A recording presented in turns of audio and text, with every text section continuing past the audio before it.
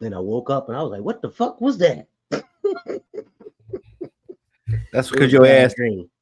That's because your ass was down in Temple last week. Yeah. I'm gonna be in Temple this weekend too. Yeah.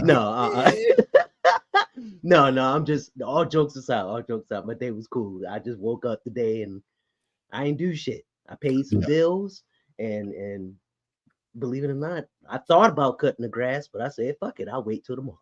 Yeah. Oh, I did go to physical therapy. Yeah. Wait till tomorrow. Do what you need to do with that goddamn grass. I've been there my damn self. You tell me, look at that lawnmower. Look at that grass. I said, I should have waited till tomorrow. Ain't high enough. The HOA ain't coming around. They ain't coming. It ain't going nowhere. They ain't put a note about those. Yeah, Yeah. So I ain't got to get worry about fined. that. Yeah, understand that. My main man, shout out of Orlando, man. How was your day, my brother? Can't call it, man. You know, taking it one at a time. Finally down here in this drought in Orlando, we're getting us some rain this week, so my grass is getting everything they need. You know what I'm saying? I got some pineapples on the ground this year, so I'm looking forward to see what's going on. So I'll brief y'all fellas and what Farmer John down here doing now in Orlando. Hey, were you affected by that storm down there in Florida with the tornadoes and shit last night? It ain't bothered us. We just got wind.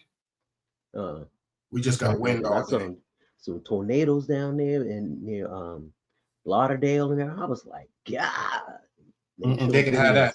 We good up here in Central Florida. Yeah. Hey man, you got some good iron in that ground for those pineapples? I actually buy my iron. I was just saying because I know in Hawaii, that's in Oahu, that's why they like the volcanic rock because it's rich in iron and it makes it grow fast. Makes it grow big. I use a lot of volcanic rock when you bury the pineapple to grow too, to go ahead and give it that nourishment it needs. You're not talking to a novice. You know he grows them every year. What's going on, Eddie? Hopefully your pineapples will grow and everything. Yeah, I seen that you really just buy a pineapple out of the goddamn store and just cut the top off. What up, brother-in-law? What's going on, Eddie? And you could just bury that, and that'll actually grow another pineapple. Yep, I saw that on something. Man. God damn. Yeah, it just takes it a while. Yeah, it just takes it a while. Yeah, that's what she said. It just takes a while. It usually takes about 18 months if you don't feed it right. Yeah, that's what she said. But it is. Oh well, goddamn. My main man, Pharaoh, man, how was your day? Hey man, today was my Friday. Because I'm on my way down there, Shada's way on Friday morning, and then got off a little early today. Matter of fact, you were still in the parking lot when I drove past you this afternoon. So at the job. Who was in the parking lot? No, I'm talking about you was at the ADL, right? What time? At 12:30. No, I wasn't. I was on my way to the dental clinic at VA. So you saw my truck, see? All right. Well, okay. The parking lot still had people in it. Yeah, people. Yeah. He thought your truck was in. Yeah, I rolled out about 12:30. You know what I'm saying? Yeah. But no, I just get that man caught up. Talking about you saw a truck. Yeah. No, I just said because I see the vehicles over there. Yeah, I see the vehicles over there. That's all. All I know is I don't want to see Kim come through the back with no backhand. Like, what you mean? Where's you at? No, I see man on the street go like this. But other than that, I'm off till next Wednesday, man. I took some time because Jaden Lex on spring break, so tomorrow kind of hang with them, go get the rental car, get my wig split, and then get ready for bounce on Friday. All right, man. Yeah, they wouldn't know nothing about that. Yeah, I would say, man. My bad. As for me, my day went well. Like I said, left early. I had a dental appointment. I had to go get some work done at the VA. Boy, taking them hours, but it is what it is. You know what I'm saying? But fellas, man, how the dentists over there anyway? I don't know how the dentists are at the VA. Well, we see whatchamacallit, man. We see the students. You don't actually see they got it's a training. MTG. Yeah. Oh, snap. It's a training thing. So you be seeing the what the shit that they got over at hygiene students. The residency. They're doing the residency. So you be seeing. I didn't know that. Oh, so you're lucky. Yeah. So I ain't lucky.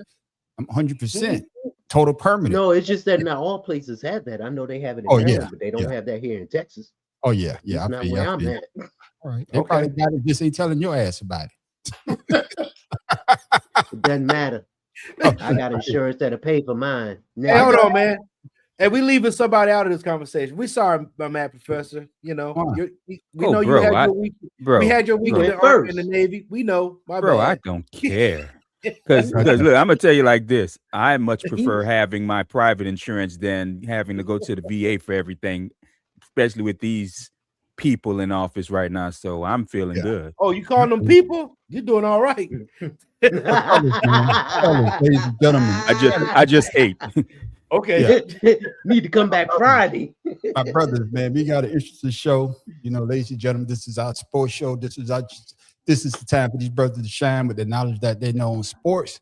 And we're going to get it started with this one. With 10 seconds left, Michigan with the full court heave and nothing that UConn can do with it as time expires. And Michigan, hail to the victors, 69-63 as they win their second national title in school history, first since 1989. And for UConn, their first loss in a national championship in school history.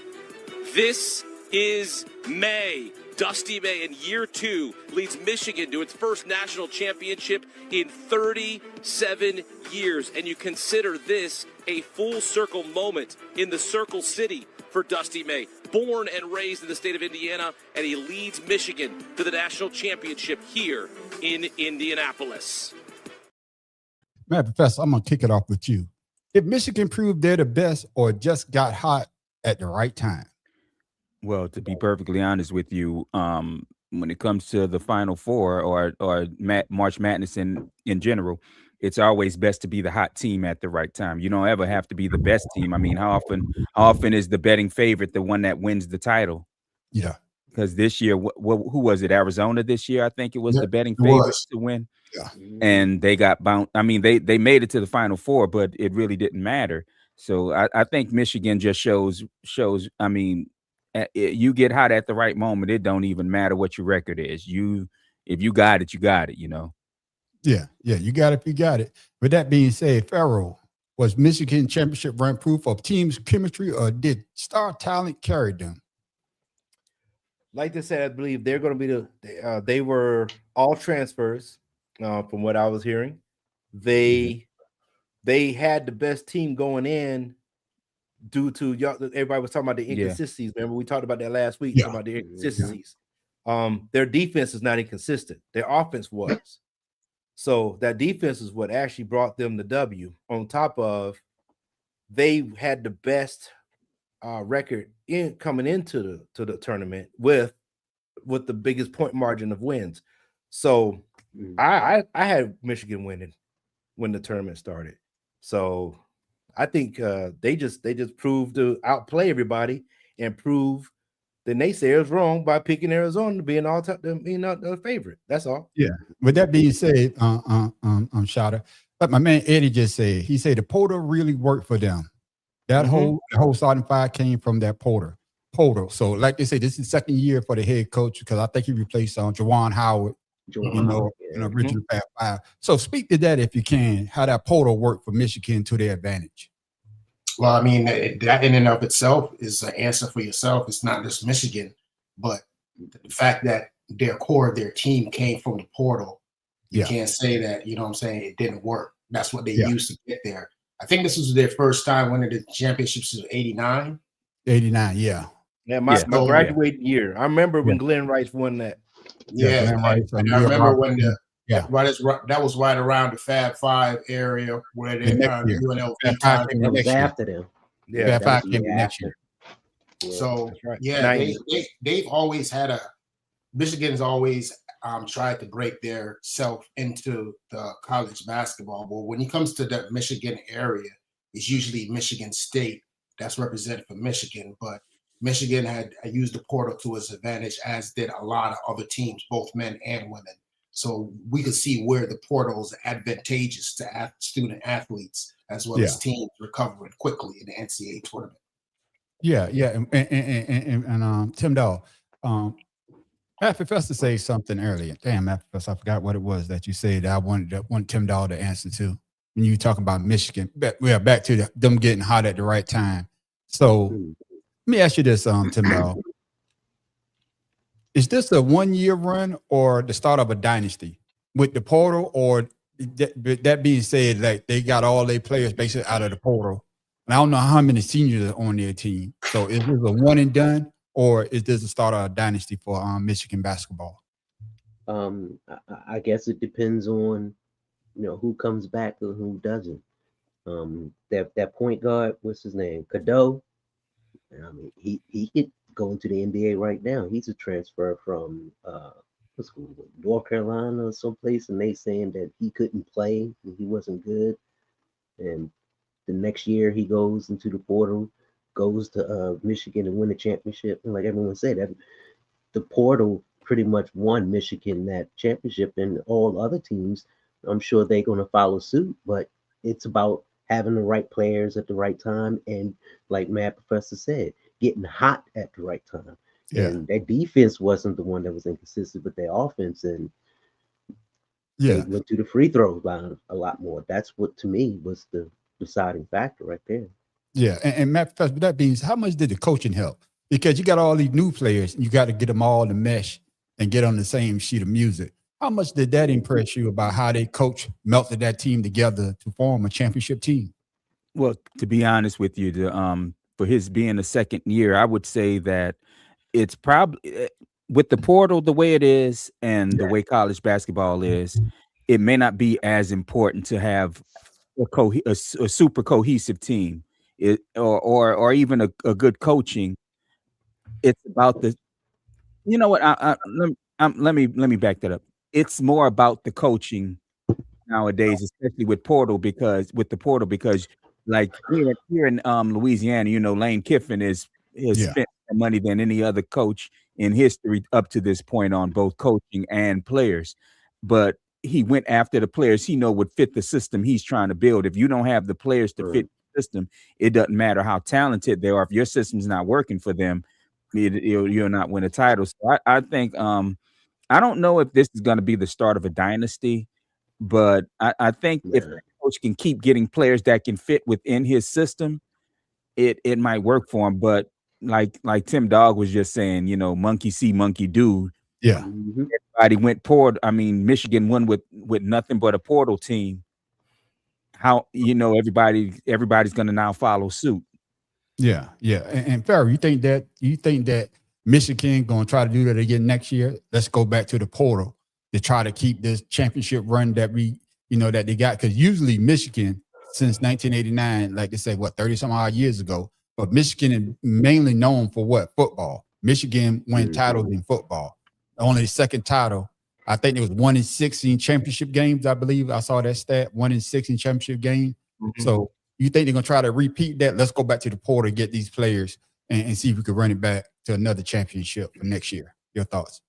Well, I want to answer that, but I think with college sports in general, especially the Division I teams, are trying to get a lot of players in the transfer portals because they're able to go outside of the states. Like before it was mostly your in-state players or right across the border. Now you can pull people from across the ocean now with the transfer portal stuff. So because I think Mara was Spanish. So with that being said, they can try, but other teams are going to be doing it too. Yep. So Michigan is 2 and 6 in final appearances. Yeah, I said Michigan is 2 and 6.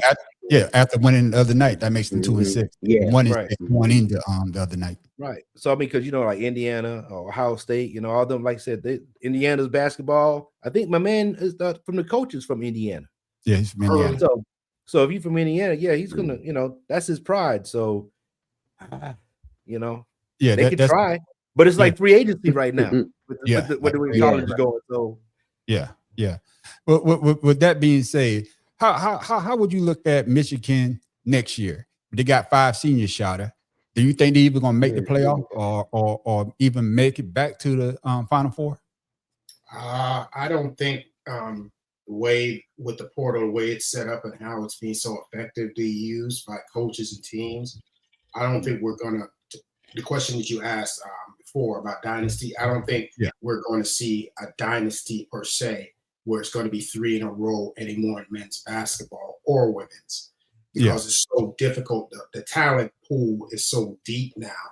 And like you guys have been saying, a lot of teams run schemes specifically for certain players because it then elevates the team as a whole when that player gets hot. And it depends on what system you're using, as you can see in the men's game. Now, as far as them getting 5 players that's that well in the portal as it stands, that's not going to happen. Not with teams vying to go ahead and use the portal as much. I don't think there's going to be a team out there that's going to be really, really like hoarding those top players anymore because the field is so vastly open. Okay. And Tim Dog, coming to you, man. What impressed you the most about Michigan this year? You know, the talent on the court or how they pull it together to win the championship? Because we say they struggle on offense, their defense was the strong point. But what impressed you the most about the way that they handle going into the tournament and, of course, winning it all? I would say probably the scrutiny of everyone saying that that's an all portal team, and then you got transfers who were disgruntled with their other teams, and that's why they're there in Michigan. So overcoming personal adversity as well as a collective and proving everybody wrong. Okay, I didn't know the extent of everything that's going on with Cadeau, but when they did the documentary, well, little thing about him, and then I realized, man, this young man, he went through a lot to get there, and he deserved it. Yeah, he went through a lot. Matt, Professor, you agree or disagree with what Tim Dog just said? I'm going to agree to a point. Like you're saying, though, it'll be difficult to get a team to win the way they did again. Yeah. So, I mean, you got lucky to get 5 senior transfers in. Like Ed was saying, it was 5 seniors, but that means that they had been experienced elsewhere. So, I mean, you're not going to go somewhere, take someone's poach someone's freshman and have the same results. It might be near impossible to do so. And in fact, I'd put money that they wouldn't even see the Final Four next year if I were going to put money on it, because again, he just happened to find the right players for his system this year. Next year might be completely different. Yeah. And I was about to ask Farrell that same question. Farrell, how far do you see this Michigan, not this team because they had 5 seniors? How far do you see Michigan going next year? I don't see them going anywhere. I really don't see them going anywhere because, like everybody's saying, you had 5 seniors coming in. They had to prove the doubters, wrong. They had all the, like Tim Dog said, scrutiny against them. You had a second-year coach that finds some gems in the rough. You know what I'm saying? The one I think the point guard with the dreads or whatever, he had a twin brother, so they both came together. It's like it was their time to shine. You know what I mean? Just like Mendoza, going to Iowa, right? And winning, Indiana, whatever. Same difference. Start with an I. But I mean, just like any other team, they got the system for the player to come in and be, to be successful. Carson Beck even got success down in Miami, this season, and made his stock rise as a quarterback. So you look at. We talked about the female softball last week, how they're getting how Oklahoma got the transfers from all these big schools and they running the tables on people. So as long as you have places that these guys can go and make a name for themselves, they'll be successful. But in basketball, it's just too wide open. You got too many programs that has pride because UConn's going to want to come back. Duke, he got to, they lost 19-point lead. They got to come back strong. You got Kentucky that was in there this year that lost out. So these teams are going to be looking for the same types of players, and they're going to be stronger next season. Yeah, and I'm glad you say that. Shout out, Farrell, reading my notes again. Do you think this loss will fuel UConn for next year? Because UConn's going into what? If they had a one, there's been 3 in like 4 years or something like that. Yes, it would have been. Had one. So this is the first time And it's the you first think- time the men lost a championship in UConn Yeah. Do history. you think So that loss going to fuel them for next year? I don't think they're going to be that strong next year for the mere fact that Caravan is going to be gone. He's definitely a big threat. The young boy that 3-pointer in the game against Duke, he's a freshman, so he'll be back. But Mullins. yeah, the core of the team is going to the Big East. I don't care what anybody said. The Big East is one of the toughest tournaments to daggone make it into the dance, and they have a gauntlet to run. They got a bunch of teams in the Big East that have got some great recruits, and not to mention Arizona. They're going to be back. Before I even continue, I just want to give props to the NCAA this year, because on the male side, I haven't seen such a competitive game in that tournament in a long while. Where they actually utilize every single player had to do their job in order for them to win. So shout out to the NCAA. They got it right this year. So on that point, I just want to make sure that I put that in there. Can't believe Shaka gave somebody some kudos. Well, he's trying to plant those pineapples. All right, you gonna fuck around and pineapples is going to come over and get your shit. Yeah. Negative. Same question you, Matt Professor. Do you think this loss will fuel UConn for next year? Well, since it's the first time, I think them losing for the first time ever in a title game is nearly as big a story as Michigan winning. Yeah, I think it has no choice. Time. I think it has no choice but to fuel them. I mean, if they come out next year and play flat for the entirety of the year, I mean, what does that show on what does that put on the coach? Yeah, that's a good one right there. Exactly. Wow. With that being said, Tim Dahl, what moment cost UConn the championship? Because UConn was playing top defense. They did. I think they had to lead there for a minute, but then somehow Michigan started trapping, and of course, it seems though that UConn just lost their composure. So could that be the point that the championship turned around for Michigan, and of course, caused UConn the loss? Nah, it was UConn kept fouling. That was the disparity. Between the two teams was the free throw shooting. UConn had 18 and UConn had 16 and Michigan had 28. So, that, and they only won by 6? Yeah. So that right there was, to me, the problem when UConn kept fouling, especially in the second half, because they were doing all right the first half. To me, I mean, that's what it seemed like to me. And what about you, Farrell?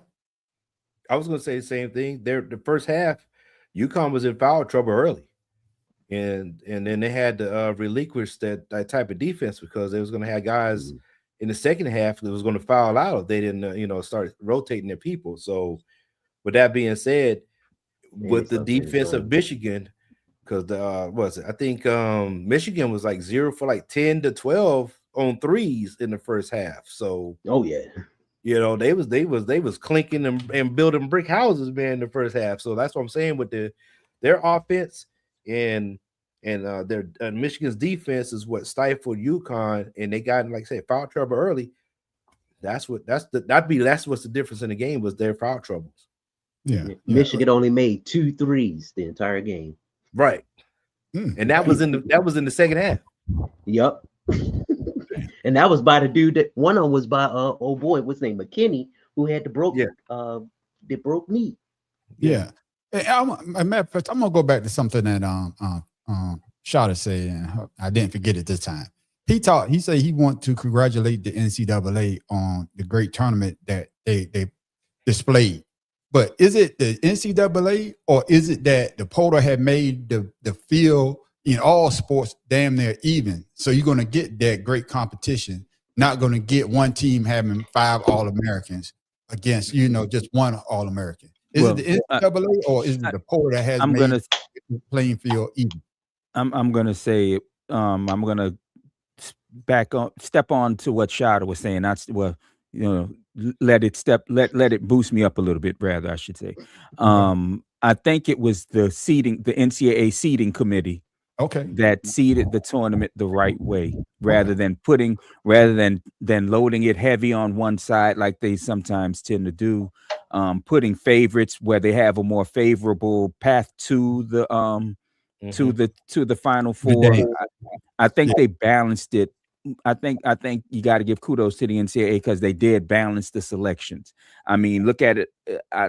It's funny, you normally, going back to the very first question, getting hot at the right time. I think by the round of 32, there were no more Cinderellas. So it just showed that the tournament was done the right way, because if you got hot, like we said with Michigan, if you got hot at the right time, you were going to go forward. But this year, Cinderella had her ass stomped out and the glass slipper broken and any other hyperbolic statement you want to make about it.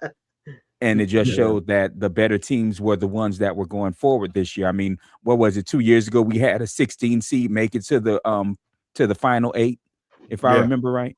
Yeah, the Elite 8. Yeah. Elite 8, no more 11. No more 11 seeds beating the goddamn 5 and 6 seeds, shit like that. So yeah. So Shada, that is that what you was basically talking about when you trying to giving on the NCAA their kudos, because they, like the math professor say, they balanced the brackets to make sure that it's not top heavy on one side and we don't get that Cinderella story like we usually get. Is that what you was talking about when you say what you said? That's part of it, yes. Okay. But I do think, like I said, with everything he said, I do agree that they got it right. I mean, I can't put it any other way. This is the first time in almost, I would say, a good 15 years that I've watched dang near every game in the tournament. It was that entertaining. So it's they did their job from my point of view. Yeah. Just a quick round robin. So I guess all y'all saying there's not going to be a back-to-back champion next year? No, probably not. Probably not. I doubt it. Yeah. I doubt it. Well, going from women. Okay, but I would Sean. say congratulations too, but they had 2 HBCUs make the tournament this year. Yep. Yeah, it is true. So there- And what was that one? Howard yeah. and UMBC. Yeah. No, not UMBC. Howard and Fayetteville. No, Southern University. Southern University. Yeah. That's what South Carolina Gamecocks beat. No, Southern. I was gonna say that's the women's team, not on the men's side. Yeah. Right. Yeah. Because Dawn Staley went in there and gave them some love. That's on now. Yeah. On women's side. Well, speaking of the women, of course, I was talking shit one night and I was crying the next. And for the first time since 1978, UCLA is back on top of the women's basketball world. The Bruins have captured their very first NCAA national championship.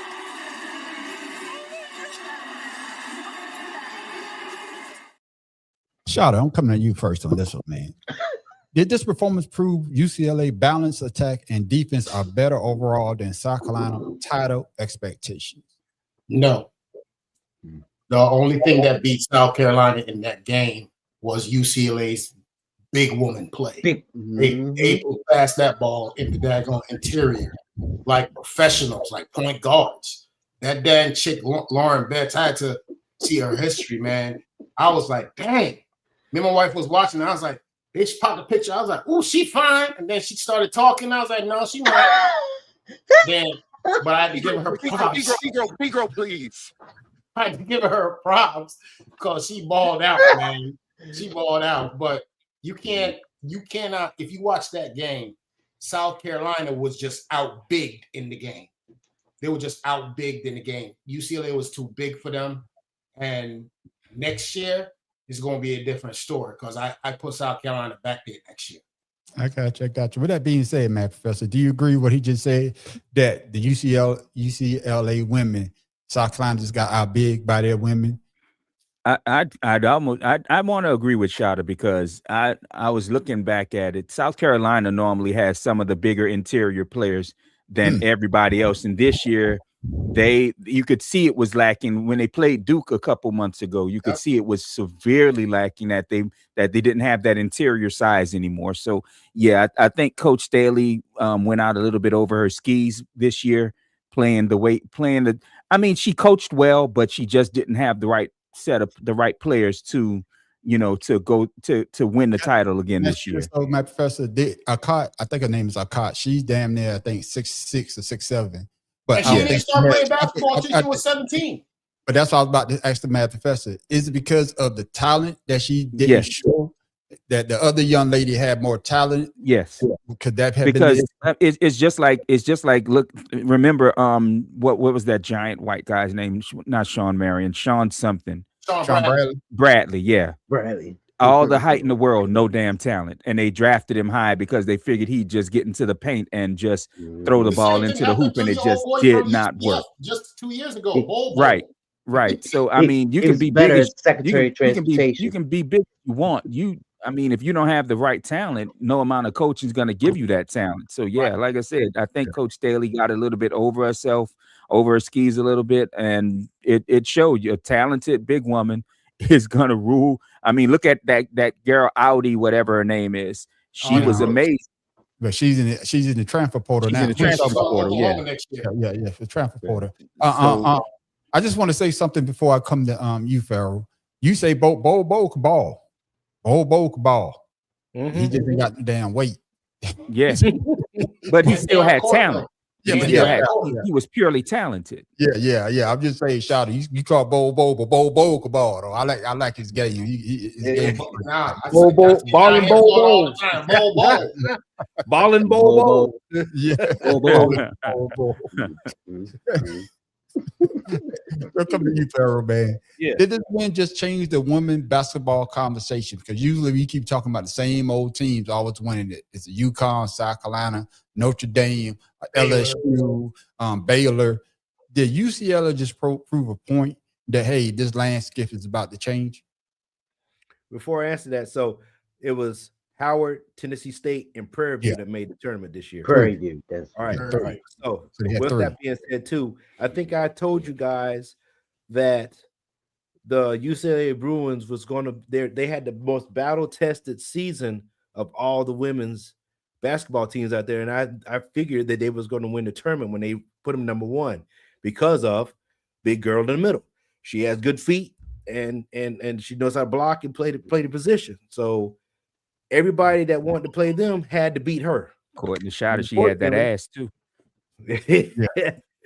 Well, I think they only lost was they only lost to Texas. I think they only lost one game. It was to Texas, a team that they dominated. They dominated soccer and they dominated Texas as well. Right. So that's what I'm saying. So that, to me, from the start of the tournament, they was number one as far as I was concerned. Everybody else had to play up to them. Now to answer your question, USC wasn't in it this year. That is true. You know, they was pretty bad last year. Girl went out. Juju. Yeah, she ain't played none this year. Yeah. Right. Well, we knew that was going to happen. You have them. Yeah. Right. You have UCLA. They always had a decent squad. It's just that I don't know. The SEC had everybody's number. You know what I mean? And UConn being in the Big East. You had Syracuse, the old girl that's crying. You know, I think from here on out, that coach, how the tournament was done for the men, they need to take Syracuse and put them somewhere else. Let's see how they fare in another bracket, and we'll see how they come out. You know, but see, that's the thing, King. With the women, you talk about putting them in another bracket. The problem is on the women's game, the difference between the men's game. The women's game, they usually stay in their daggone conferences and stuff for the full season. They don't see those other teams until they get to the daggone tournament. So that's doing them a great disservice. Right. So I'm saying, let's change it up. Maybe the NCAA need to see whatever they're doing with the men. They need to go and travel across the country and play these other teams and see how you need to be seated when it comes to the tournament time. I think and then we was talking about the talent. We will see what the talent is at that point. But right now, these women are dominating their conferences because they're just built to play in their conferences. Correct. Yeah. So that's what I think. Yeah. With that being said, Tim Dog, No, I agree. how much did South Carolina historic struggles on offense and shooting under 30% change the narrative of their season? Or did it change the narrative of their season? The only thing that South Carolina lacked was somebody to stand up the Betts. I mean, other than that, points in the paint. That's because of Betts. But other than that, I mean, I'm looking at the stats. South Carolina was there, except points in the paint. Yeah. They got murdered there. And then Rebounding. once the fourth, yeah, and rebound is pretty much the same. I was looking at that. The total rebounds 33 and 43. That's only 10, but South Carolina had more defensive rebounds than offensive rebounds than UCLA. So the steals are the same, 6 and 7 turnovers, different 19-13 UCLA, but them points in the paint 25 to 40. That right there tells you. Yeah. So Yeah, well, I mean, yeah. like you said, second chance offensive point. I Mhm. mean, rebounds on Yep. top of points in the paint. That's a big difference. Mhm. Yeah. Yep. And just like with the men's side of the house, Shada, does this loss hurt South Carolina or build a future champion? Dawn Staley, I've been watching Dawn Staley since she was playing. And as a coach, what a lot of people don't realize is this is why I was so upset with the whole thing, how Gino did her. The fact of the matter is Dawn Staley is built from grit. She's never been on a team where she's been a super. She's always had to fight for the position of point guard all through college. She had to fight for that. When she joined Team USA, she had to fight for that. She had to fight Sue Bird for that. Then she had to fight people coming up behind her. So her coaching style, for me, her coaching style is perfect for South Carolina, and anybody could fit in Dawn Staley's coaching paradigm. And in contrast to Gino's. Gino's very rigid in what he does. He has them doing the same thing, what works for him. But Dawn Staley's daggone thing for me is she takes the best, she sees the player with the least amount of talent and bring the best out of them. I don't know how she does it, but she does it every single year.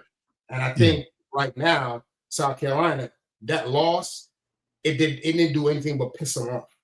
Yeah. Because from what I'm seeing is looking at my research and stuff, they got the #1 pick going into the daggone next year, Jersey Robinson. She's committed to South Carolina. So that's another weapon they done got. Yeah. And with that and being said, I'm sorry, man on the street, but to reiterate what Shada was saying, it's like blue collar is Dawn Staley, white collar workers or Gino. So and pretty much like that analogy. Yeah. Yeah. I like that. But with that being said, Pharaoh, well, I'm gonna come, Pharaoh. South Carolina been in the championship game 2 years straight and got blown out 2 years straight. So does Dawn Staley needs to go back and look at both of those games or just throw that shit in the trash and say, hey, because Raven is gone. I think the other guard, I think her name is Milton, she's gone because she was a senior transfer from Florida State. So she's losing 2 top players. I think gaining one. Yeah, gaining one, but then she's gonna have a basically a freshman and a sophomore team. So she got Agot coming back. She got the point guard dark skinned girl that she coming back. They got Jersey coming back. The only person they're really losing is that gone Raven, because old girl that with the Afro puff, she's coming back next year.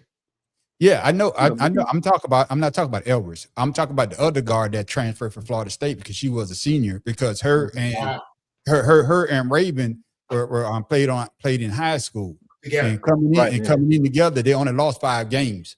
So their whole career, they was like 100 and some games and only 5 losses. That's a big thing. That's what I'm talking about. Raven and Tessa. Yeah, but going back to what I'm saying, Pharaoh, those 2 losses in the championship game, it wasn't close. No. So is that affect on Dawn Staley's psyche on how she's going to coach a championship team next year? No, not at all. Not at all. She's still going to be who she is. I think with the 2 losses is, I think she tried to build a team with how they lost last year to a team that they lost again this year. Now she's like, well, shit, I try to go smaller and faster as opposed to keeping that big person. The other team that beat them was just small and fast. So I think she tried to take that loss last year and do the same thing this season. And luckily she made it to the finals to even experience it. I believe she's probably going to go back and look and see what type of personnel she needs to put together so she has a balanced team instead of a one-sided team. Yeah, That's how I look at it.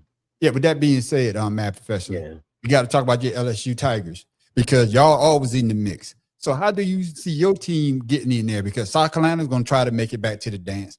Can you throw your team in there as well? And how do you see LSU, the path that they're going to try to take to get back? He hasn't Well, been here for a couple of weeks. well, but be you've gotta- careful when you talk about my girl that's You- coaching that team, Kim Mulkey. Just be careful how you Mhm. talk about You've her. got to think about the one thing you got to think about is when LSU won, they had the #1 portal transfer team when Kim Mulkey got there, Yeah. Mhm. and Well, girl was especially with on- Angel Reese. And they stole a player from South Carolina too. Yeah, Where would Angel Reese, where'd she come from? LSU. she came from Virginia. Virginia. Yeah. So yeah, like I said, you got to think about how LSU won, and the problem that Coach Mulkey has been having is interior. She plays small ball, Speed. and Mhm. it's Yep. cool to watch the young ladies running up and down the court. It's cool, but they can't play a damn defense because they're playing, especially when it comes to teams like Texas, they're big and fast. So Yeah. they're LSU, and that's how LSU lost last year. Was interior. The year they lost right after winning the title with Angel Reese in her Yeah. last year, they lost on the inside. So I mean, that LSU needs to change. Coach Mulkey needs to start making her game more advantageous to the big young ladies. And I don't know if it's going to happen anytime soon because Kim Mulkey's been coaching this way for what 30 years now. Yeah. And It's after a hard while, for- you say after a it's hard while- for old dog to learn new tricks. right? And after a while, the shine is gonna come away from that trophy that we have, and people are gonna start looking closely at it because this year they had a worse record than they had last year. Hmm. This year they didn't make it Hines is in the leaving. NCAA as they did last year. So I mean, after a minute, she had some grace period because she won, I think, her second year here. Yeah. She's had some grace period, but that's almost over.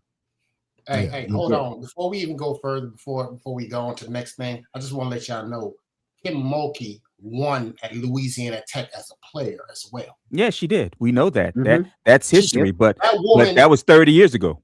I'm just saying Yeah. that woman since More than 80s 30. So has been like I said, he lives and- in the and- final and four. as the only person that lives in Louisiana on this panel and has ever lived in Louisiana on this panel, I'm just telling you. Hey, hate to tell you, Shada, Kim Mulkey is in the business of like Janet Jackson. I think, what have you done for me lately? Correct. Right out. Correct. Mhm. And don't get me wrong. Don't get me wrong. We We love that. We love the fact that she brought a title here for the first time. Trust me, everybody loves it. But everybody's going, okay, baby, what Mhm. now? And the But same they thing, said Bella Hines is and listening the same in the thing portal. going to be said about Lane Kiffin. That's why y'all fired the dude Correct. from LSU, because we used to winning titles. We not used to playing in the Right. goddamn the Alamo Bowl. What the fuck? Correct. We're used to the big bowls. We just Alamo going to Bowl. the Texas Bowl every damn year for the last Yeah, 3 years. Ain't was hot. Mm-mm. Yeah, no, hey, no They go- offense to they the Alamo burn Bowl fence. because we looking for sponsors. No offense to the Alamo Bowl. So hey, In her defense, Shoot. in Kim Mulkey's defense, she is the only women's coach that has won as a player and coach for multiple teams. Baylor, LSU. Well, and congratulations. and Congratulations just again. like I say, Shada, what have you done for me lately? What have you done for me lately? Because Shada, like I said, I live here. People think she mismanaged the team this year because they had a lot of talent. Yeah. And I mean, I told y'all last year, I love Falage. I think she needed to get out the studio and get on the court more. Yeah. But she You know was what? this Kim is Mulkey the needs to last do year, right? fashion design. So last year. Yeah. Tim Dog, I'm gonna let you get the last say so on this one, man. Did South Carolina choke or just got outplayed by UCLA Bruins women basketball team? Oh, they got outplayed by Lauren Betts and what was that point guard? What the hell is that girl? That Hispanic chick that with her brother in the NBA. Yeah. She was lighting them up. So they just got outplayed, and South Carolina just didn't have anybody big to stop the points in the paint. That was it. All right. We about to talk about the situation between Gino and Don Staley. So, but I want y'all to stick to this. That's why I'm giving y'all the heads up right now. Okay. Yeah. Yeah. Stick to the question I'm about to ask. Did South Carolina shot when they played UConn because of the way that UConn beat them so bad last year? So was that to them our championship game? Even though we have one more to go, but in their mind, let's get past UConn. I want to beat UConn. So could that be a instance where South Carolina overplayed their hand by the way that they played UConn instead of the way that they played UCLA on Farrell? No, because they know how UConn plays. UCLA, they don't play. Okay. And they and with that being said, they just got outplayed. It wasn't anything doing. They were past UConn. That's the next game up. You know what I mean? I got you. No, I just think UCLA, like I said, coming in, UCLA was a team to beat. Okay. And they didn't beat them. That's just that simple to me. Okay. What about you, Shada? I disagree with him. To a certain Of course degree. you do, because you be in your feelings on this shit. Go right ahead. No, it's not that. It wouldn't be him if he didn't. The fact of the matter still remains is if you've played in championship games and you're constantly playing the same team over and over, they were prepared to daggone defend and beat, and they gave UConn everything. They shut AZ Fudd completely down. They shut her completely down. AZ Fudd has not been shut down all season. South Carolina shut her down. Period. So they were playing daggone 5-on-4. So that you're not going to take from South Carolina. Now, there is such a thing as getting so much energy and giving so much energy to the team that you daggone built before that it's hard for you to get back up to prepare for that championship. That's what the question was. So my thing is, if they're going to play against a juggernaut like UConn, Dawn Staley here said it in an interview, we're going to have to go up against this damn monster called UConn. You don't think them girls was daggone not hyped up for that game and then crazy about it went after everything that went on with their coach? They got to daggone get that energy back up and go play another game with the same level? You answered the same question twice, Shada. two different ways. Shada. You have answered the question. And the way that I said it, don't you think UCLA had to play well too, knowing that they're going to play a team that went to the finals the next 2 years in a row? You don't think UCLA, who hasn't won in a long time, doesn't have the same pressure? I'm not taking away from that. Okay, then. So all what I'm are we saying talking is about? South Carolina, they might have put a lot more energy into UConn and might not have enough for that. They have the same schedule. Yeah, and you know, and I understand what you're saying, Shada. And with that being said, Matt Professor, because it felt as though that South Carolina got up for UConn, and that first shit, but fucking the whole game, they were still on the goddamn bus. It's like shit. It's like what the hell, you know? What I'm saying? So well, because and if I'm not mistaken, didn't South Carolina lose to UConn earlier this year as well? Yes. Yeah, I believe so. Yeah, because UConn was undefeated going into this game. So Yeah. South Carolina to put shot of stars together, yes, they shot their shot at UConn and didn't have shit left for UCLA because South Carolina, UConn had beaten them, I think, 3 straight times. The three straight times they faced them. So they're like, we got to get over this. We got to get over this hump. They got over the hump and was like, okay, what's next? Oh, guy, it's the title game. Oh, really? Yeah. So the thing about it is, when you look in their bracket, the only team in there that anybody gave any chance to beat UConn was South Carolina. Yeah. That was the only team everybody overwhelmingly said was going to give UConn trouble was South Carolina, period. Yeah. And I was just curious though, Tim Dog, did I get you about, did they shoot their shot? My bad if I didn't. So your thoughts on it, man, what I just said. I agree with the panel, kind of agree with Shata, but South Carolina had the same amount of time to recover, prepare as UCLA. So by them two teams not knowing each other, they had the same amount of time to prepare. South Carolina, yeah, they didn't work as hard to beat UConn. They just ran their plays and played their defense. So when you get against UCLA, a team they never played, team they only seen in film, and when you actually play them, it's just different, especially when you got a person in the middle like Betts who's deflecting, reflecting, and remember, they don't have the 3-second rule in the paint. So she could sit there all night long, as Lionel Richie would say. So to me, that was the problem for South Carolina, how to get around Betts, and they couldn't solve it. Juan, of course we know you love Modelo. Oh, he done changed his name. You Hispanic. All Hispanics love Modelo. And no, I'm not being racist. Every time I go to a goddamn store, every damn Hispanic is walking out with goddamn Modelo. Shit. This joint is delicious. I don't care nobody. That's that girl Jaquez. That's what she was doing. I'm just being honest. Now, fellas, we gonna move on to this situation with Don Staley. I'm gonna paraphrase it again. Stick to what we're talking about, the incident, not the apology, because we're gonna talk about that as well. So I need y'all to stick to the goddamn topic. Shada, Pharaoh, Tim Dog. You haven't been here for a while, Mad Professor. I had to, Mad Professor. Mad Professor. Every time I ask these guys a question, they go way off. No, hey, like I say, what type of car you drive? Well, you know, I drive this. No, but you know, I really wanted a Lambo because the Lambo got no. I'm not talking. I'm asking you what type of car. So I need the brother to stay with me. So I'm had to put out these disclaimers. So man on the street be delusional from all that drinking. It's all right. Everybody know I drink. That's that new. But let's talk. Let's go into what everybody was basically talking about before the championship game. Our lead story, South Carolina knocking off UConn in dominant fashion. But this end of the game incident between Gino Auriemma and Don Staley really stole the headlines last night. As you can see, Gino said something that Don took exception to. Actually, the two coaches, you can see people had to get in between them. And then Gino walking in the tunnel without his team. Here's what he said afterwards as an explanation. For 41 years, I've been coaching and I've been, 25 Final Fours. And the protocol is before the game, you meet at half court. Anybody ever see that before?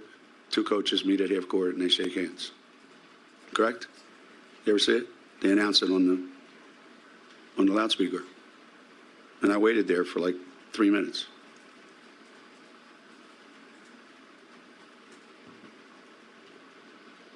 So it is what it is. Pharaoh King, man, did this moment overshadow the win for South Carolina? And of course, they did show previous to that, before the game actually started, Don Staley actually went over and shook everybody's hand. You know what I'm saying? But she didn't do it at the beginning of, the game. So with that being said, Pharaoh, did this moment overshadow the win for South Carolina? No. Everything that I saw transpire from, with that little situation, it was somebody said something, he got the wrong information, and it looked like something had happened that didn't happen. Yeah. And of course, him not wanting to get beat or lose, especially to a black woman, I don't care what this day is, you might have him playing for you, you still don't want to lose to him. I just think he just got beside himself and said some shit he shouldn't. Can I just, a little caveat, I'm not going to say it was a black woman, but every incident that he had was with a woman. I think it's just a woman in general. I don't think it was a color, black, white, whatever. Every incident that he had with it's been a woman. I go back. Let's go back. This is why I have a problem with men coaches in women's sports. Okay, that's one of the reasons I have an issue with it. Regardless of what they can do and this, that, and the third, I get it. But this is where I have a problem, is because now your ego is probably outweighing, what's going on here. What they say, your face don't match your attitude. That's what I'm seeing at this point right now. And I know Shada, he's a UConn fan, and Gino, whatever, but that's fine. If you notice, like you said, with Pat Summitt, same shit. Like it's like he just can't stand losing to them. That's, I guess, he has to win in order for him to feel good about himself. I don't know. Yeah. But we all know how it works with these guys, and that's why I really believe let women coach women's sports. Just like you're not going to see a woman coaching the NFL team. If you do, we're in the world of shit. Yeah, I hear what you're saying. But I'm gonna give you the Negro, please. Negro, please. so women can do Hey, any whatever. women can do any goddamn thing. So I'm giving you the Negro, please. Women can do Women what? cannot do any damn thing. shit. a lie. They can do any goddamn Women thing. can do what? Women That's cannot do every damn thing. That's a So lie. you telling Hold me? on, let me say this. Let me say this so y'all can get some understanding. That is my opinion. You keep your opinion in what way that you feel. Man, fuck that opinion. Man, Okay, move on with that shit, man. No, that's my Come opinion. on, man. No, Pharaoh. I know, Pharaoh. Everybody's entitled to your opinion. Just because you don't agree with mine doesn't mean that my opinion is wrong. I didn't say that. No, I you say didn't say you say fuck your opinion. You say fuck your No, opinion. what I'm saying is, what I'm saying is, no, that's not saying you're wrong. I'm saying, all right, I got you. I'm listening. all right, I got you. Bad professor, your you thought can of teach somebody how to drive a car, but you ain't gonna See, teach y'all, them how to ride. see, y'all trying to you trying to keep me on topic. You're trying to keep me on topic, and then y'all want to start this kind of conversation. I'm gonna suggest y'all keep on topic because you know I got some shit to say about this. But back on topic, bad But- professor. What do you But think? yeah, about yes, it overshadowed it because it's what the they were first talking thing about. everybody talked about. Soon as I saw that the game was over, the first thing they started showing was Coach Auriemma and Coach Staley got into some altercation. I'm like, the altercation? What the hell are they talking about? And I saw it. I'm like, an argument, people? I'm like, y'all trying to y'all skipping over the headline and going straight to the goddamn footnotes and the references to the article.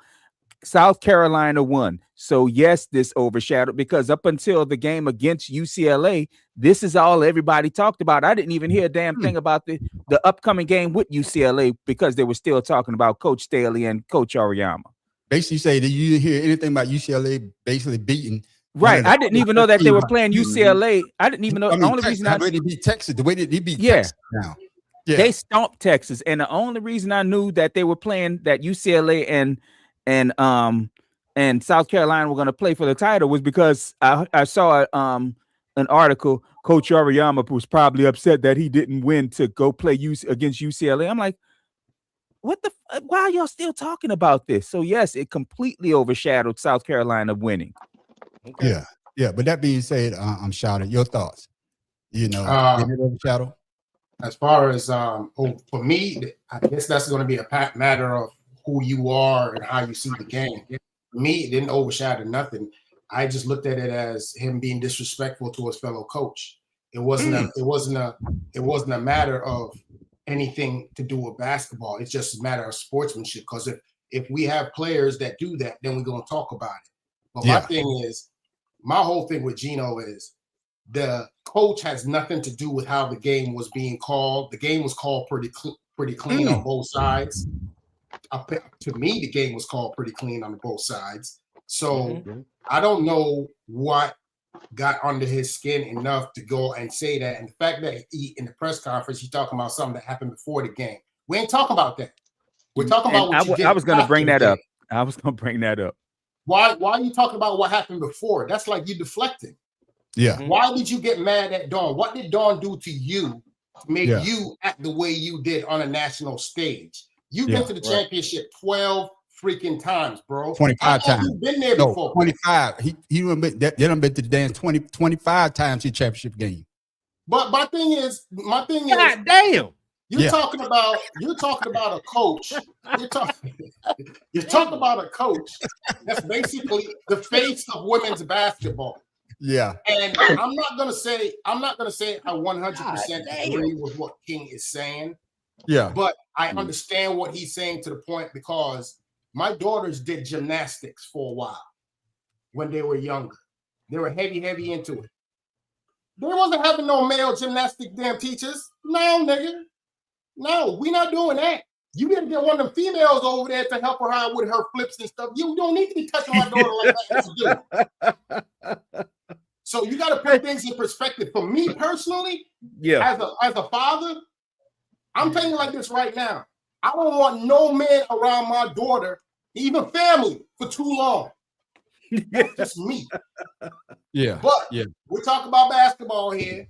Now, I'm and not saying he it's should have different killed her, basketball. but I understand. But you understand. King, we rephrase that, King. He has been to the Final Four 25 times.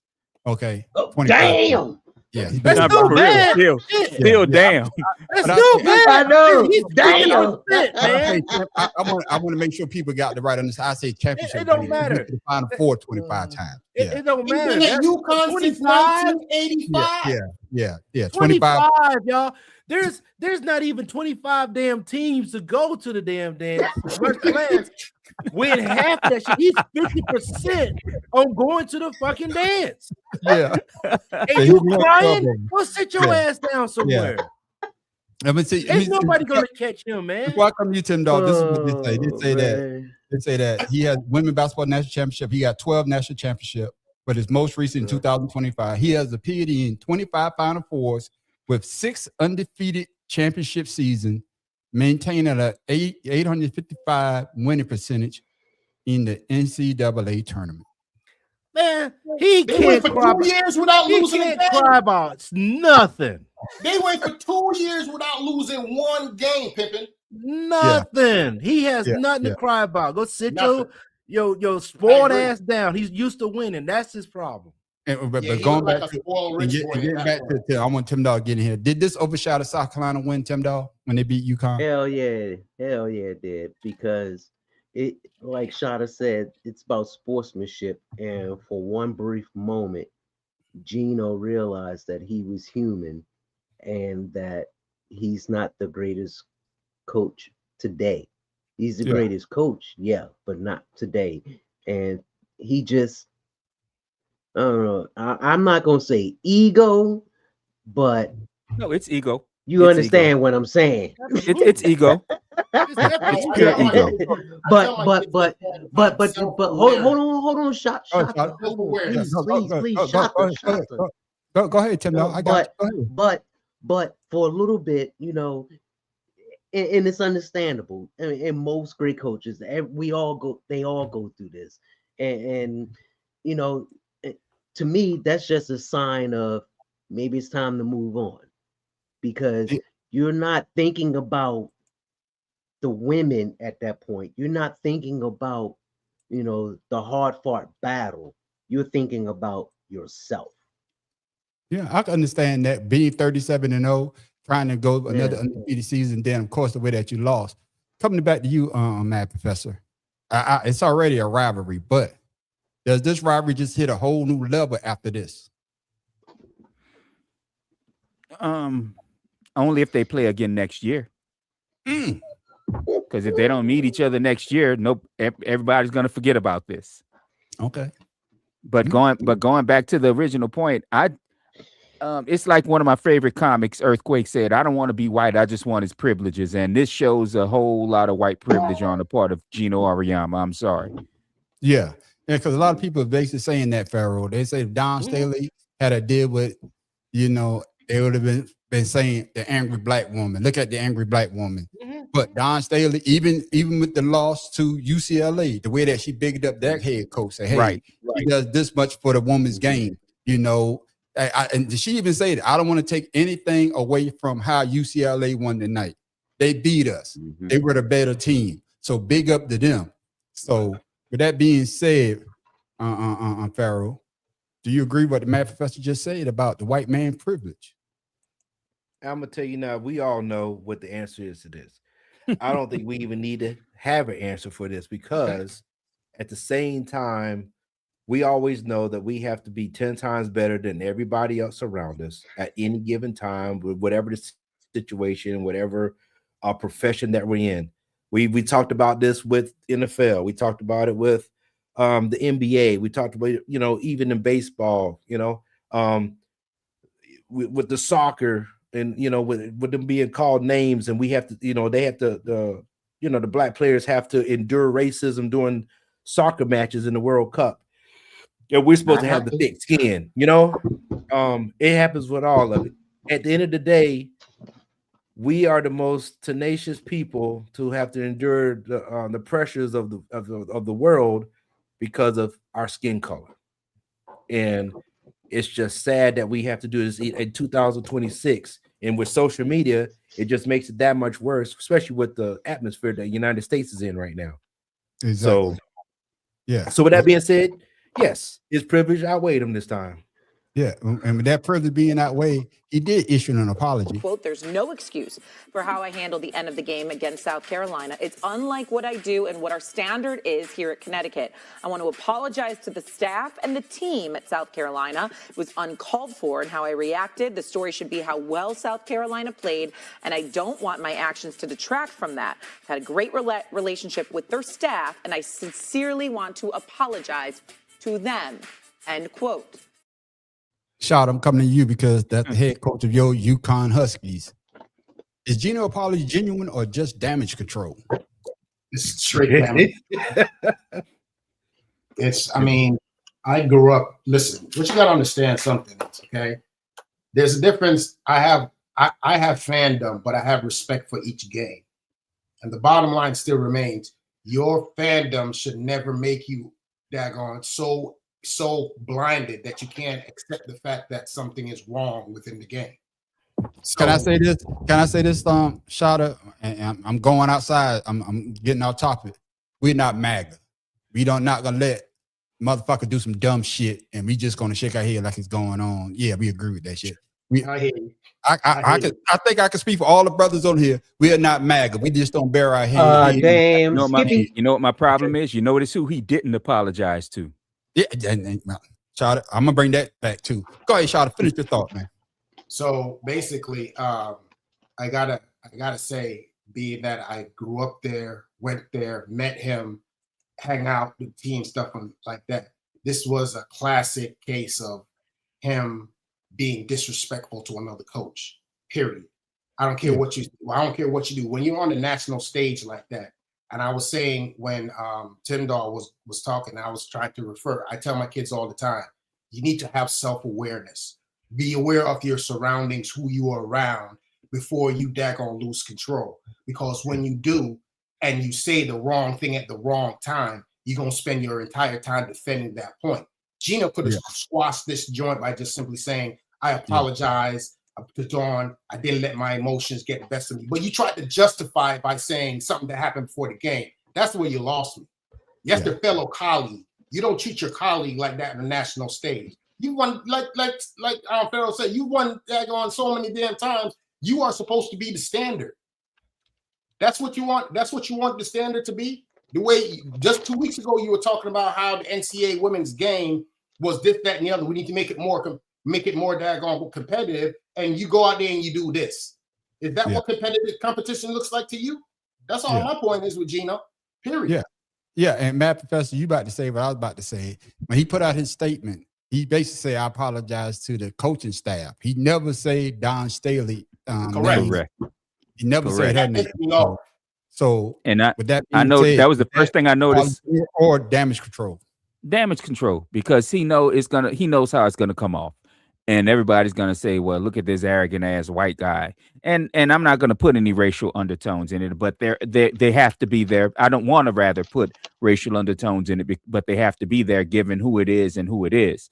And like I said, I respect Auriemma, I still do, because I mean you have to, given his record. Yeah. But he lost me as a fan, because I was always I'm not as big a fan of UConn as Shada, but everybody loves a winner, and he's been nothing but a damn winner. But at this point, he's become the ingracious ass old man who didn't get his way this time. So he started fucking pitching rocks and shit. So I said, I'm kind of done with him. Yeah, and Pharaoh, the same thing, apology, genuine or just damage control, because what he was upset about was saying that the referee wasn't calling any plays, calling any fouls. He was like, look at my player, her jersey was ripped, but she ripped her own goddamn jersey. Right. The old jersey. Right. The old jersey. It had to change. So he was upset with Dawn Staley how the game went, because he was looking for perfection. And Dawn Staley and the game cost threw a wrench in that. So to you, Farrell, apology genuine or just damage control? Nah, man, that apology was only put out there because he knows the backlash that he's receiving from the way he acted. So, and with that being said, you guys talk about Gino. Yeah, I mean, as a coach, that's fine. I look at him as Steve Spurrier as a coach for Florida because I've noticed there's certain types of players that's not on his team. And then when he plays everybody else, they have those players. So with that being said, Steve Spurrier never started a black quarterback. He started a half-season quarterback, but he ain't starting no black quarterback. So I'm just saying he, with the way that he's coaching and his attitude toward a lot of things these days, I don't know, man. Looking kind of sketchy to me. Fair. I'm just gonna push back because I've been watching UConn for a while. They have majority of black players on their team. So when on the road night about that anyway. Yeah. What's my girl? When? See, you guys got to think about it. Maya Moore. What's my girl? What's my girl with the knee? You guys are thinking about it. You know what I'm talking about. Rebecca Lobo, Paige Beckers, Sue Bird. Paige Beckers is white. I'm talking about you black don't know players. who Sue Bird is? But what we Sue talking Bird about is black white. players. We talking about black players on Shotters. We're not talking about white players.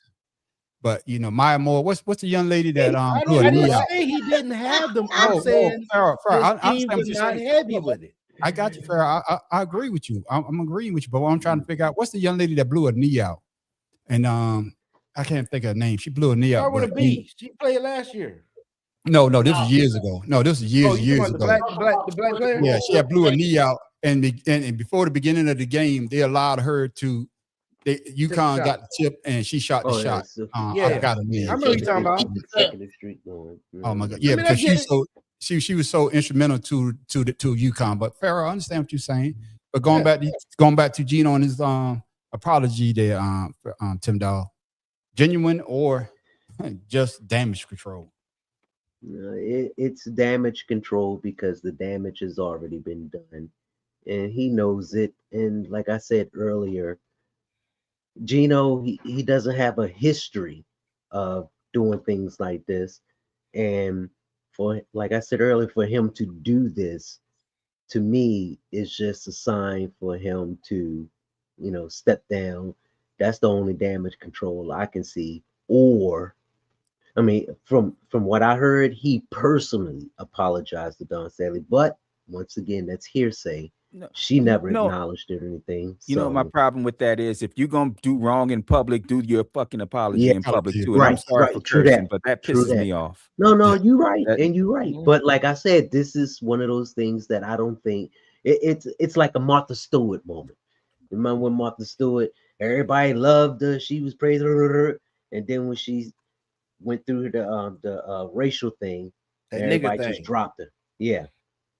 And I'm not saying Gino's going to fall like that, but Gino has a long, illustrious career. He's best 72 years old. Women. Yeah, hold on. Let me finish my statement, man. I'm just saying he's 72. That's all. Yeah, but right now, I think it's time for him to just let his legacy be his legacy and move on from this and give UConn the dignity of moving on. And not letting this drag out, because if he comes back next season, we all know what's going to be talked about. Yeah, Tim, I'm just going to push back just a little bit. I don't think people are going to talk about it like that. I don't think they lost respect for his team. No. What I'm saying is they lost respect for him because, like everybody's saying, he's supposed to be the standard bearer. You know what I'm saying? A lot of people are saying that they lost respect for him. Just like the Mad Professor said, yeah, I lost respect for him too, because you're the one that's always talking about respect the goddamn game. And you left the court. You left the court before your team. You left the court. I think before the signer on buzzer went off, he was already going back. And then on top of that, the way that you handled that press conference, talking about the referees. Well, the referee called it both ways because it was a physical game. It wasn't just South Carolina getting away with stuff. UConn was getting away with stuff as well, but you just saw it your way. And then, of course, when he said about look at my player's jersey, knowing that your player tore on goddamn jersey. So that's why you have to come Which is back and try to backtrack. And to what Mad Professor said, you know, if you act ignorant in front of a camera, I need you to apologize for being ignorant in front of a camera as well. Don't send Dawn Staley on person, exactly. because even in your statement, you didn't address her. You All say the more you reason said- why for a regime change. Yeah, well, we will see. Well, we will see. Can I say, you know, if he was supposed to be genuine, I believe during the press conference after that, he should have said that apology at that moment. Because, you know, at that moment, you knew you screwed up. Because You then tried to everybody make know that you're in your emotions at that point. Yeah. right. You try to still point fingers at people when you're the one that's actually getting looked at the moment. Exactly. Right. Exactly. I agree. And Tim Dog, what you saying? Talking about a change. Well, North Carolina made a change, and I guess Denver is looking for a change too. Some breaking news here out of college basketball. North Carolina making a splash hire. ESPN reports the Tar Heels are expected to hire Michael Malone as their next head coach. He was most recently the head coach of the Nuggets from 2015 to 2025, leading the franchise to its first NBA title in franchise history. This will be Malone's first stint as a college head coach after stints with the NBA in Denver and Sacramento. His most recent college experience came as an assistant coach with Manhattan University back in 1999 to 2001. Malone will take over for Hubert Davis, who was fired after 5 seasons and back-to-back first-round exits in the NCAA tournament. Hey, before I come to you, Tim Dog, can I say this though? Why is it that Hubert Davis? I didn't like him.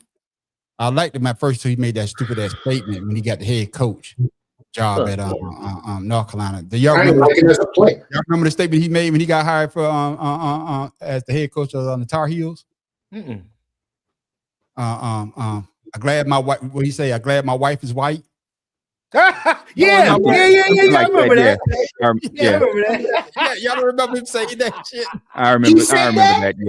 Yeah. I thought that was, yeah. Yeah, he said that when he got the head coaching job. Yeah. I remember that. Yeah, he said, and I'm glad that my wife is white. And everybody like, what the fuck, your wife? Yeah. Are you serious? No, I'm pushing it out, man. You can look it up. Yeah. But I with that being remember said, that. Tim, with that being said, Tim, Bro. Or to have had a sports show then. yeah, no, we was on the show. We talked about it. No, we talked No, I'm about saying we talked about it, but it wasn't a sports show at that time. Yeah. No, we talked about it on the show. We got to go back and look at it. We talked about it. Because that wasn't the craziest shit we ever heard in our life. We like, what the fuck would that have to do with you becoming the head coach of the Tar Heels? But back to the original question about the Tar Heels. Coach Tim Dog. He a Tim Scott. That's what that is. Yeah. That's what Tim that Dog, is. is Michael Malone the right hire or a risky He's move trying for to look at UNC? his face. Yeah, look at I would say it's Google it.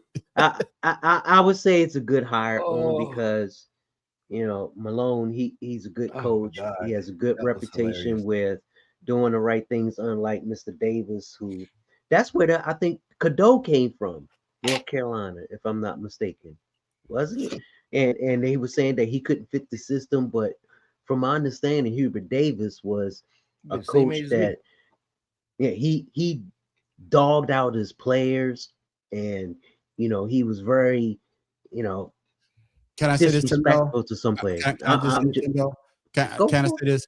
He's from the North Carolina, because usually they try to hire you North Carolina players and they try to alumni. And I don't think Malone, and that's why they hire you, Hubert Davis, because he played for North Carolina. And of course, they want to keep that North Carolina lineage going. That's the only thing I want to try to, to say. No, I that's know. why they hired him. Go ahead. No, I'm not talking about the lineage. I'm just talking about him as a coach. He was a bad coach. I got you. And then on top of it was some other allegations of money and stuff. So to me, I think Malone will be better only because of his reputation and hopefully bring some recruits in. I got you. But with that being said, Matt Professor, even though we already seen what happened, they say one of the greatest head coaches in football went back to college and he was garbage. And he went to North Carolina too. Shit. God damn. I was gonna make that comment. I said, I see what they doing. Yeah, I was gonna bring that up. I was about to bring that up. Two different people. Yeah. So is this a risky move by UNC? It's very risky because here's the thing. Recruiting in college is much different than trying to get a pro player to come to your team. Not even much. It's a Much complete different. And that's the problem that Bill Belichick and his 24-year-old girlfriend figured out is it is difficult. I don't give a shit where you've been great at. Why she get the shots, dog? Because I'm shooting. She getting paid. Because I'm sorry. The problem is you can be the greatest. Look at Michael Jordan as a coach. Greatest player arguably in history of the game. Couldn't coach, couldn't own. So I mean it's two different things. It's a bunch of different things. And you coming from the pros, just because you almost win a title in the pros doesn't mean you have the acumen to teach anybody. Because when you come in, when a player's coming into the pros, you're not there to teach them, you're there to show them. You can't teach them a damn thing. At least you're not supposed to be teaching them a damn thing. You're there to show them a system. In college, you're teaching these guys how to play. You're teaching them how to be a team. It's completely different. Yeah. And with that being said, Pharaoh, Matt Professor hit it right under the goddamn head. My next question: can Malone's NBA style actually work in college basketball? Shit, they're already going to that run to the damn arch before they freaking go down low. So, I mean, pretty much all of basketball, even in high school, is looking the same right now. You know, Steph Curry done fucked the damn game up by shooting 4,300 goddamn 3-pointers. Everybody else trying to shoot 4,300 in the one, you know? So, I mean, hell, all the basketball is the same. Get one guy standing, everybody else run around the damn, the other 4 players to pick a corner, stand on it. He said Steph Curry. Corner, stay in it. I would agree with you. I'm saying yes. His style can translate college, because college has already moved toward how the NBA is playing. But you have to have the players to play that, right? So that we said in the NBA, just like the NFL, you have all those pieces together. You just got to put them together. College, you got to find them. You got to go search. And what was it? Blue Chip, where they had to go find Shaquille O'Neal. Go find him in the Montrose. Shaq was in the Shaq playing basketball. You got to go to that shit to get your players. So I think that's going to be the problem for him. Yeah. And shout out, man. Same thing. Is this a championship move? Because, like they say, UNC first round exit. You know what I'm saying? So now we're going to get this head coach. He won a championship with the Denver Nuggets, but he don't have the Joker. He got to go find a Joker. Correct. Go find a Joker. So is this a championship move or a desperation hire? The man desperate because the people that UNC desperate, not the man. I'm gonna say UNC desperate. Yeah, them desperate bad. Because the fact of the matter is, UNC has always been there in the mix. I don't know. Everybody's used to seeing, when it comes to the tournament, when you say March Madness, there's certain teams that pop in your head. And the funny thing is, we say they're blue bloods, and half of them have blue in their daggone team. All of them. All of them. That's crazy. Yeah, what? Kansas, Kentucky, North Carolina. Yep. All of them. Georgetown. Those teams are the version of what we say of football when we talk about a Clemson, Ohio State, Florida at one time, Texas, USC when they was hot. Right. Those teams are the teams in basketball. So like you just say with of course of UNC, we used to seeing those guys damn near going to the Final Four or make it to the Sweet 16, not going out in the first round. Them and Duke. Every year, everybody want to see that battle, that Tobacco Road. It's not even been a battle for the last couple of years. Nobody watching that no more. They used to be a daggone pool by itself. So I think UNC is desperate. They want to make like you said, it's a big splash hire. And as Professor Matt Professor just said, one of us, it's easier to translate from college to NBA. Yeah, it's harder to go from NBA to college. Yeah. You know what I'm saying? Because for me, every coach that I've seen that has gone from NBA to college don't fare well in any sport. Yeah. Because it's a completely different landscape that you're dealing with.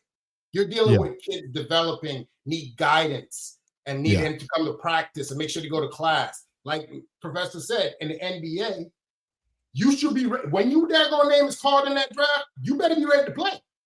Yeah. Period. Farrell, you got something to say before I go to Tim Dawg? Like Urban Meyer and Nick Saban when they took their ass to the NFL from college. Yeah. Them motherfuckers went right back to college. Like, fuck this. Washed. Washed. Yeah. So and with that being said, Tim Dawg, I want you to answer that question. But did North Carolina, did they jinx themselves though? Because of the fact that what's the head coach before? Everybody was North Carolina because they came from a man tree. Roy Williams. Dean. Not Roy, Roy Williams. Dean Smith. Dean Smith started out. Yeah. Then Roy Williams at Kansas. Then he came because he was a assistant he coach sure was. under Dean Smith. Yeah. You know what I'm saying? Hubert Davis played under Dean Smith. Correct. So now this is the first time that they went out of their tree to try to find somebody to try to bring them back to the glory days. So Tim Dawg, same question. Is this a championship move or a desperation hire? I wouldn't say a desperation hire, but a hire that could be needed. And only reason why I say that is because it's different. There's no one affiliated with the school, no one who played for the school, but someone with a fresh idea. Yeah, he's from the NBA, but the best thing is recruitment. Kids want to play for Coach Malone because, for one, he's an NBA champion. For two, he's not into teaching, but he has coaches that would teach those kids, make sure that they're doing what they're supposed to do. That's not his job. His job is to hire those to do that job. His job is to coach them and get them NBA ready. And by him already being an NBA coach, I think that's an advantage that a lot of those kids will get if they were to go somewhere else and then try to go into the NBA, because he's going to use an NBA style type of offense. Yeah, I understand. I understand what you're saying, but it's a hell of a risk, though. It is. Yeah, you're gonna be like Bill question. Belichick. He probably gonna divorce his wife. Go get him a goddamn 18-year-old. The difference is, but think about it. The difference between Belichick and Malone is attitude. Belichick is a me, my way or no way. Malone, he listens to his coaches, and when the NBA, he allowed his coaches to input and interact with the players. So it's not like that got him bounced. Well, true, that may have got him bounced there in Denver, but who's to say that nurturing young men into trying, because we always talk about one and done. They're not ready for the NBA. Under Malone, they could be ready, or at least better than someone who doesn't have a Coach Malone to show them the right way. But then again, that may hurt him in recruiting though, because you have that NBA mentality. You have to go inside these parents' homes, and be like, that's why you hire people. You hire people who are good at that. But they're not going there for the assistant coach. They're going there for the head coach. The head coach got to go. No, you hire people who do that on the college level. You don't get rid of all your. No, that's not what I'm saying, Tim Dawg. They're not sending the assistant coach to get the number one player in the goddamn country. It's the goddamn head recruiters. They got recruiters. They got recruiters, but who the head coach goes to the number one player in the goddamn country. I'm not coming to UNC for the goddamn recruiter. I'm coming for a goddamn man on the street. They want difference. They getting difference. That's why they hired him. Tim Dawg, you see what I'm saying? I know what you're saying. No, I get you. I'm trying to get a point, but you don't want to hear my point. No, I hear your point. What I'm saying is, when a recruit goes to a team, they're not going to a team because you hired a great assistant. They're going to a team because the head coach came to my house and say, "This is what I want to do for you." That's what I'm saying, and he has to do something. Man on the street, what does a recruit do? He finds the people, let the coach know. The coach goes and talks to them, say, "Hey, would you like to join my team?" Coach, but you just said the coach has to. But you just said the coach has to hold go. on. No, I didn't say the coach has to go. I said, right, the coach doesn't have to go. The coach can send someone to see this person. No, but the coach has to go talk to them, is what you said, Tim. after I'm just repeating what the you said. fact. After the But fact. that was the man on the street's point, bro. Oh, no, the man on the street was saying the coach is going to have to see him. Yeah, he doesn't have to see him immediately. He sent someone out there first. And if that if that recruiter, What's up, that Pharaoh? person if that scout doesn't say, "Hey, coach, this person isn't worth your time meeting," then the coach won't meet him. So why would you waste your time to go see someone you really don't know about before someone tell you? What's up, Pharaoh? You don't. No, don't be rude, man, Professor. Don't do that. Pharaoh had his hands raised. I'm not being rude. Tim, man. I understand. No, what you you're wait saying. till I finish and then you say what, Pharaoh. Don't be condescending. No, You know what? Oh, I Tim, can be my condescending. I haven't question gotten there yet. Go on, Matt Press. It's your show, right? Go on. Where Hey, you get Tim, I got a question for you, Matt Tim. Press, it's your show. Go on, I'm listening. No, bitch, I ain't gonna talk to that bullshit you got behind you. Go ahead, man. No, my thing was what I was gonna say, Tim, was I've never seen a scout or an assistant coach land on the football field in a helicopter to go talk to the fucking players. It's always the head coach. Facts. And I've never seen it. There's always the head coach that goes. They might have a recruiter say, "I like that guy," or whatever the case is. But the coach is But the one at the taking end the of the day, picture with them. Nick Saban went to their house and said, "You can come eat at my $5 million mansion." The dude from Clemson landed at the high school here, at Grovetown High with the fucking helicopter. I ain't never seen no scout do that shit or assistant coach. So I don't know what Tim talking about, but the head coach got to make an appearance. Correct. And that's what I was always saying. But that being said, moving along, man. Moving a goddamn long. Moving But along. you know, Tim played music. He don't know about playing sports. He played. I got He you. didn't have no Oh, recruit damn. come to his house like the I know how to Oh, lose man, man. the weight. man, the dude I that know how to the lose major weight. dude. He ain't come in a helicopter to his school. So Ain't nobody Yeah. say nothing about no helicopter but you. But I ain't say no scout getting in a helicopter. Moving I ain't say along. nothing but no moving damn along. helicopter. Moving along. Like I said, we all entitled to our own opinion, and sometimes we all Thank don't you. agree with what somebody else is saying.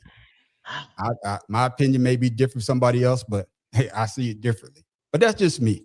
But moving along, man, we're gonna stick to the NBA because this shit right here is crazy.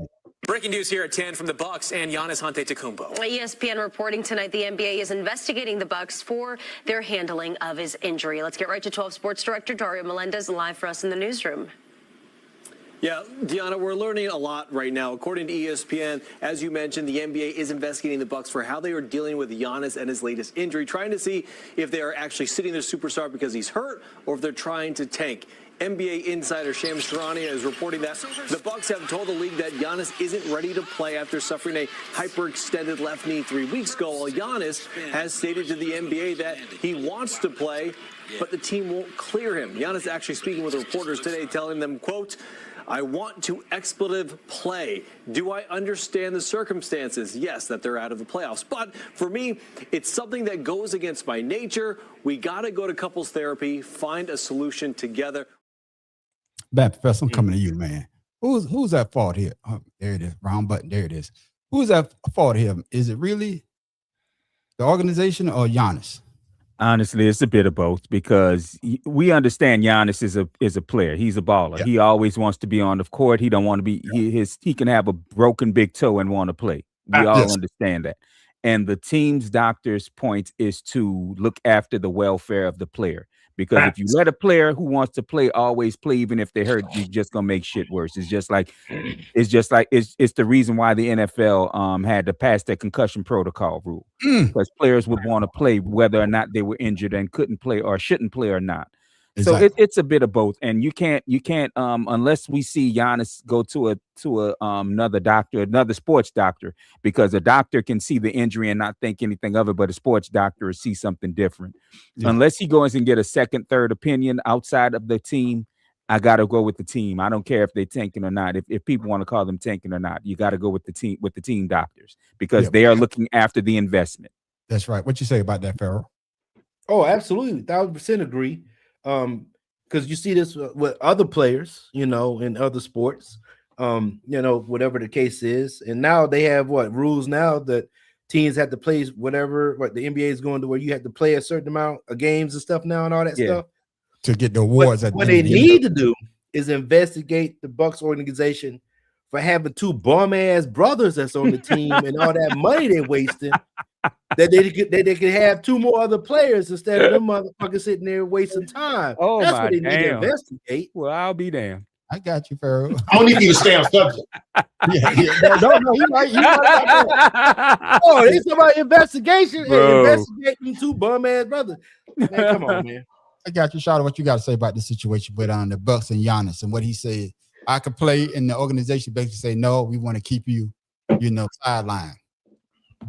This is what we've always talked about when we talk about all these organizations. They want to implement load management and all this other stuff to maximize their dollars. But then you have the managers of the team and the owners of the team trying to go ahead and make moves to make their team better or to be challenging. And then you want to tell them, oh, no, we don't want you to do that. What's the difference between daggone load management and what they do? Yeah. There is no difference. The fact of the matter is, people fail to realize that with all these sports, it's also a business. Yeah, it's also a business, and it's also about making money. These players make a lot of money, but you got to understand, I'm with the owners on this one. You know what I'm saying? The owners are like, look, this is our investment. We done invested in this man. I paid him $100 million, this, that, and the other for so many years. We want to make sure he sticks around. He had an opportunity to leave and get traded. That didn't happen. So he's staying with the team. Okay, fine. If you're going to stay with us, guess what? I'm not about to sit here and put you out here for you to be damaged like freaking daggone Tatum and all these other players going into the season injured. No, we're going to go ahead and let you rest up until you're ready to Joel go. Embiid. Come on, man. No, he's playing. NBA can't have it both ways. They just can't have it both ways. Correct. Yeah. You didn't have to bring that up either, man. I'm not gonna let it get me this time. Joel Embiid balling too. I'm sorry, it's been a while. I had to see if I could still do it. No, trust me. I Is don't he injured again? trust me. I done went through a couple of TVs in this house, throwing at that bitch. But I digress. Tim Dog, who's really at fault? And also, does this investigation change Giannis' future in Milwaukee? You can get Tobias Harris back from Pistons. No, because right now Giannis just bitching because they not gonna make the playoffs. He's bitching because he didn't play, and everybody's right. The owners should, tell him sit the fuck down. We just paid you 2 years ago all this money, and we're not gonna about to let you go ahead and fuck it up on the last 5 games of the season because you want to play. 3 Fuck now. that. Yeah. Well, 3. Yeah, But- now, yeah. Yeah, but there's Pretty much. no reason. There's no reason for him to play right now. They're not in playoff contention, so he needs to just sit down, collect his money, and develop the players that's on the team right now for next season. Yeah, I think Giannis is not. Yeah, I understand, like y'all say, players want to play, but sometimes the ownership got to protect the goddamn player because And their money. we always could think, Right. what would have Derrick Rose have been without the injury? Yes. You understand what I'm saying? Oh, Right. Yeah, what great he had been. Not saying that the organization didn't do right by him, but injury derailed Grant Hill. You remember Ooh, Grant Hill?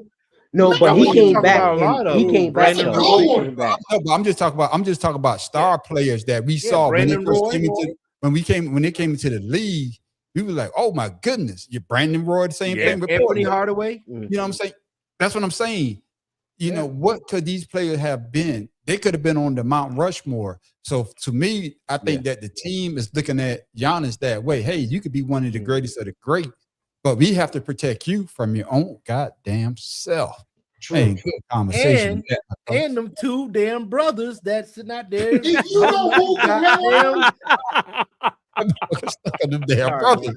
Let the man have his goddamn brothers on the goddamn team. Oh, god damn. You know what? That just shows family. Because Yeah. no matter what, he's gonna look out for his family. No, Tim what Dog, it is- I would tell you. I'm being sarcastic. You stop, goddamn This it. is what they say. This is Them what two they say dudes are about sucking Giannis. up some money. Goddamn it. This is what they say about Giannis. They said trying the to year that they say. traded they traded his brother. They said they traded his brother, and it seems as though that his whole mentor was gone. But once they put the brother back on the team, he was the old Giannis. So it's something to do with his psyche They have family around. Giannis should have a bad psyche. Every time his brother get on the court, it's the older brother, and his ass is shooting 3-pointers that's missing the damn rim. He's dribbling out. He passes the people in the crowd. God Again, damn, he's bro. on the damn court. Like shit. That right there is to fuck with your psyche. You just don't like Giannis' brother, man. Let that man be great. Hey, one of them got a championship. All three of them got championships. Oh, that's right. That's right. All three of See, them got Tim, championships. boy, Tim. All three of them got Stay in the conversation, Tim. Yeah, all three of them Man, got shut championships. up. That being Damn. said, fellas, it's spring break here in Augusta, but y'all always know what's going down this time of year. It's Masters Week and no shortage of storylines, including Rory McIlroy seeking to be the 4th repeat Masters champion. Scotty Scheffler favored to win his 3rd green jacket at Augusta National. And recent history tells us the winner a bit chalky. 6 of the past 7 champions entered the major tournament as top 3 favorites entering the week. We can talk golf real quick, right? Because of the Masters. Right. Shawty, you are avid golfer here. Does experience win here, or is the new star ready? Got all about that. Oh, we forgot to Oh, see, yes. we got to see Oh, him yes. his Titleist balls on his birthday. Oh, yes, sir. I don't use Titleist balls. Ooh. Go ahead, Shawty. Titleist. For the Masters, does experience win here at the Masters, or is the new star ready to take over? Nah, man. Golf has been hurting for years since Tiger Woods. They've been trying to find that one golfer that's going to elevate the game, like back in the day. And they tried it with Spieth. They tried it with the little Spanish boy that's lived down here in Florida. They tried it with Scotty Scheffler's. They started with what's the dude that hit the ball a mile? Chambers or Chamber? What? DeChambeau. Shambo. Yeah, That's what DeChambeau, he yeah. DeChambeau. BJ Singh. Man, name all up. They're trying to make it into something that instead of letting the player. Number one for golf, they got too much going on in golf right now. They got Tiger Woods' little thing with this thing going on. They got the Saudis trying to do something. They got they have spread their plate out to when you get your plate and they put the food all the way to the edge, not to the center. He got too much going on. He's looking at the plate, and golf is hurting bad right now. Tiger Woods and Spieth and them were the last ones that I watched in golf. The Masters nowadays, people don't even look at the Masters the same because the competition is so terrible. That the only exciting thing you're getting out of golf is DeChambeau and old boy are having daggone the housewives of Atlanta on the golf course. That's about it. Right. Ain't nobody watching that. Okay. With that being said, Matt Professor, McIlroy is a big disappointment all around. Does the Master lost its edge with Tiger Woods and Phil Mickelson not playing this year? Or is it time for them to move on from those two guys and try to create, try to just play somebody else that we will watch?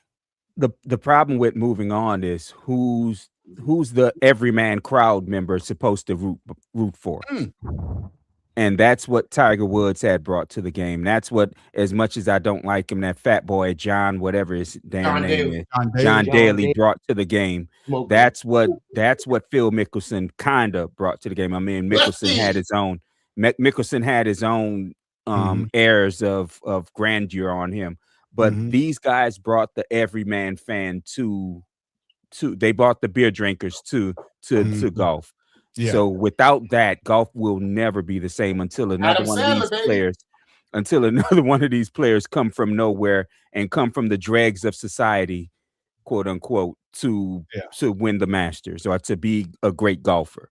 Yeah. And with that being said, Pharaoh, just like he just said, Tiger Woods made us, I watched golf growing up, but it wasn't something I would sit down and watch all over the, the 4 days that they play. I watch it for 30 minutes. But when Tiger got in there, everybody that looked like us was watching it. And even some of the others, because we never. Well, you'd watch to see him fail or you watch to see him succeed. He's the reason why I started golfing. That's right. And the way that he dominated golf, and they had to change courses. So back to the question, does the Master lose his edge without Tiger Woods and Phil Mickelson? Because like they say, Phil could never get over that hump. Then he finally got over that hump. Then I think he won. He won three, I think. I think he won 3. Yeah. He won 3. Got over the hump. Now, 2 and 3. now he's one of the greatest Masters players that would go down in their history. So does they lose something without those two guys playing this year? File for bankruptcy too. Well, first of all, I just want you to know it's breaking news that I think Trump put Tiger Woods in Department of Transportation. He probably put him in there. Shut up! Don't do that. Don't do that. I mean, he was on the phone call. You know, he was on the phone call. Be in charge of FAA. You said he was a phone call. No, Pharaoh. He gonna be the head of the ATF. Okay. What up? No, Okay. DEA. Hey, that's an upgrade.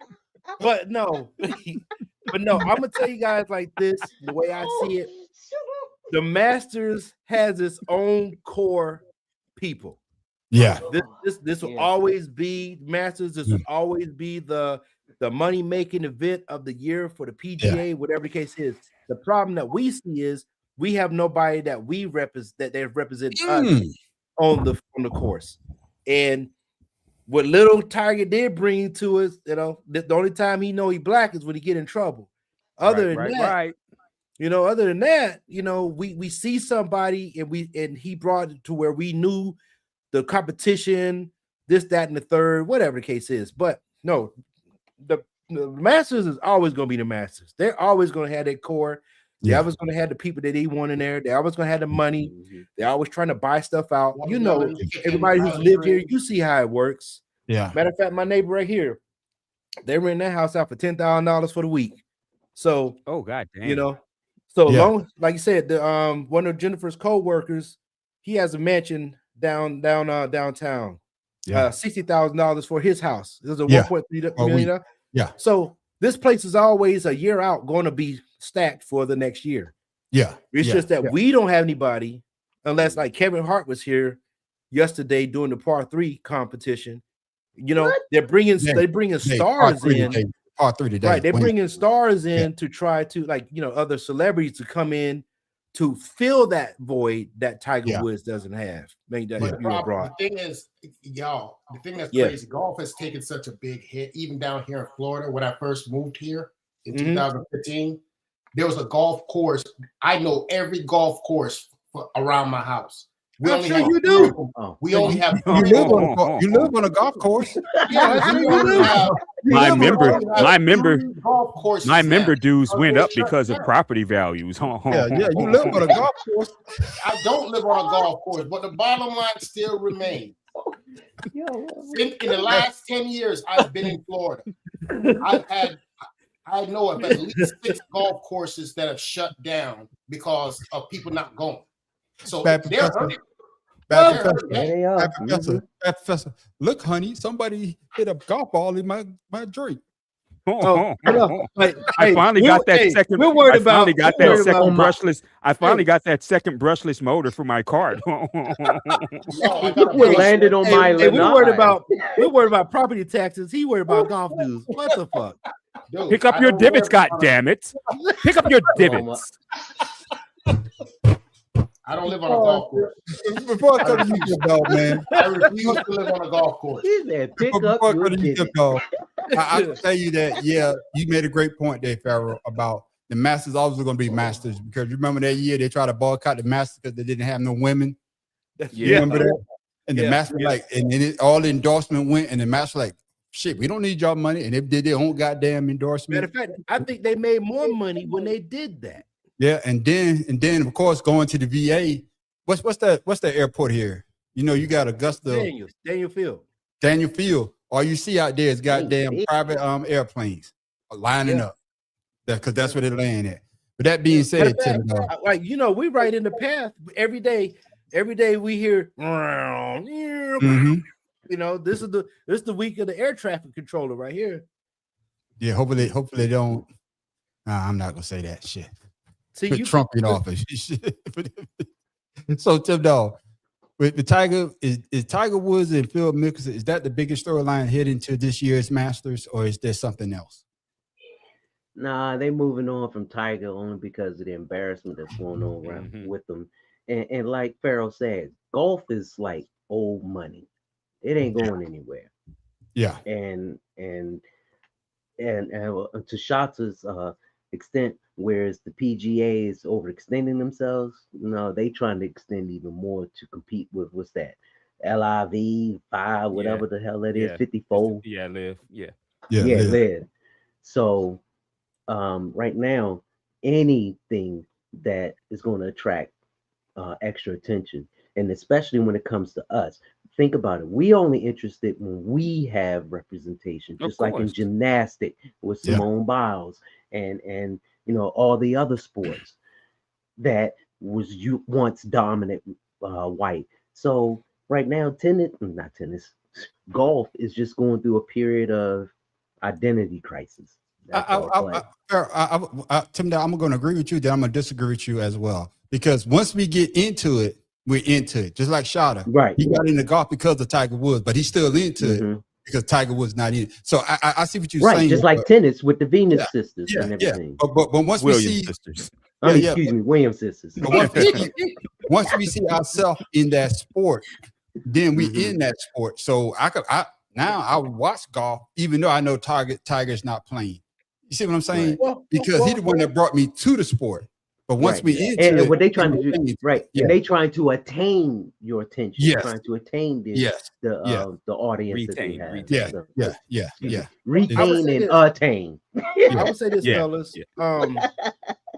With tennis, especially with the men and the women's, we actually have other players coming behind.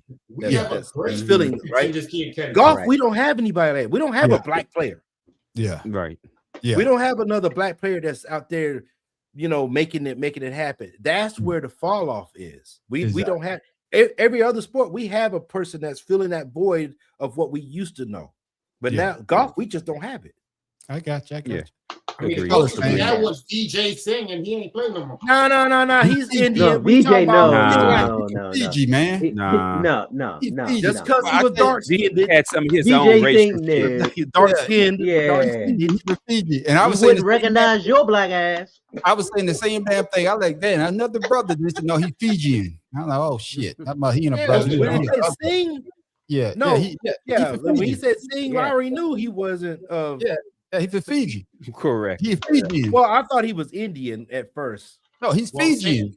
They're close enough. We have a lot of things in Jamaica too, so don't get it twisted. Yeah. That's close like enough. Y'all some racist ass people. No, that's like what's my dude that you went from an island, from a mainland to an island. Oh, that's close enough. It don't matter. No, what's the comedian? Troy? What's his name? Troy? Something like that. Filipino. That's Joe Coy. Joe Coy. Yeah, I was watching him today. He said my dad was a kind of racist, little racist growing up. He said, you know the reason why I married your mother? And he was like, no, Dad, why? Because I love rice. No, he said because I love. He said because I love rice. He said, why you say that? He was like, he said something. He said I love Chinese food. That's what he said, because I love Chinese food. Doesn't matter. But listen what he said. He said, but Dad, my mom's Filipino. He said, well, rice is rice shit. Like you shit. What is Filipino shit? Rice is rice shit. It's fucked. I fucked the joke up. But that's what he said, though. It's fucked up. It's funny to me. But fellas, no weird sport of the week, but we do have a discussion though. Oh shit.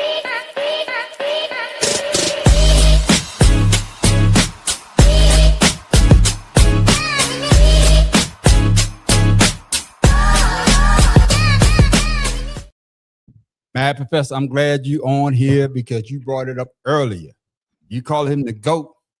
I want to know if you're going to agree with your GOAT. You're considered the great. Do you think there's room for more than one great? Is there room for more than one GOAT in basketball? There's no such thing as GOAT, to me. No such thing? Not to me. Yeah, it's only because I think, we are transcended from other people, other athletes. We learn from other athletes. We progress the game as we move further. To say that one is better than the other is not really right. Mad Professor, what you got to say? Here's the thing. He's always said that. And no one can ever say any different. He's always said he wouldn't consider himself the GOAT because he didn't play against everybody. That's right. The GOAT conversation is for us fans. That's who this is for. It's only for us. No player should. That's part of the reason I stopped liking LeBron. No player should put themselves in the conversation, whether or not Michael really feels that way. Because I'm more than certain there are times he wake up and go, "Yeah, that was a GOAT fucking last night right there." Yeah, but he would never say it in public. Yeah. So, like I said, GOAT conversation is for us fans, and I mean, I'll only agree with him that he never say he is, or that he shouldn't say he is. But I disagree that the conversation shouldn't exist. It should always exist because you want to stand in your fandom. Okay, all right. What you got to say about that, Shada? I agree with him. Okay, I need more than that. Goddamn. I was about to say this. I was about to say that boy sounded like them astronauts talking to Felon 47, where nobody wanted to say shit. They like, no, because the fact of the matter is, he was talking to the kids about Biden. I feel the same way because the fact of the matter is, the only people you ever hear talking about GOAT is us, the fans. You know what I'm saying? We don't. How many GOATs can you have? Just like Tom Brady said the same thing. He was like, "What do you define as a GOAT? I'm not the greatest scrambler. I'm not the greatest daggone third down quarterback. But what do you consider the GOAT?" We, the fans, like he said, put that on players for something for us to argue about in the barbershop. That's it. I got you. And with that being said, Pharaoh, is it because the player that we grew up on? Because like me, I'm more of a, like I said, I think LeBron is the GOAT. But if you ask me my all-time greatest, if I would put somebody over, it would be Dr. J. Because Dr. J was the person that I wanted to be when I go outside and shoot the ball or whatnot. And of course, Dr. J, he would say that the greatest basketball player he ever see was Kareem Abdul-Jabbar. Mm-hmm. That would be his GOAT. So is it because of the years or when you grew up and the person that you saw on television or you heard about, that would make them your GOAT in your eyes? Your thoughts? No, because every sport has it, right? Every sport has great athletes dealing with whatever the era that they're in. So, our kids are going to say, like you, LeBron, because he got what? He spanned what, 3 generations? If you think about it, we say, let's say Michael Jordan at this time, because we got the shoes. We grew up on the shoes, we got something to represent us at that time. Of course, you with Dr. J. We all know who Dr. J was because, to tell you the truth, that was my first basketball player that I ever noticed. So, but, I didn't know anything about basketball. But my GOAT, like in baseball, was like Dave Winfield. Right. So that's my player that I can relate baseball to. So I just think it's the era that you're in, the players that you see that made you enjoy the game or like the game. And then you can say, oh, that person's great, but in your head, you still got this person as your greatest player. So let's just you'd say no, I disagree. Then you just say the same shit I just said. What are you talking about? I no. Yes, you did. Flip-flopping him. Yeah.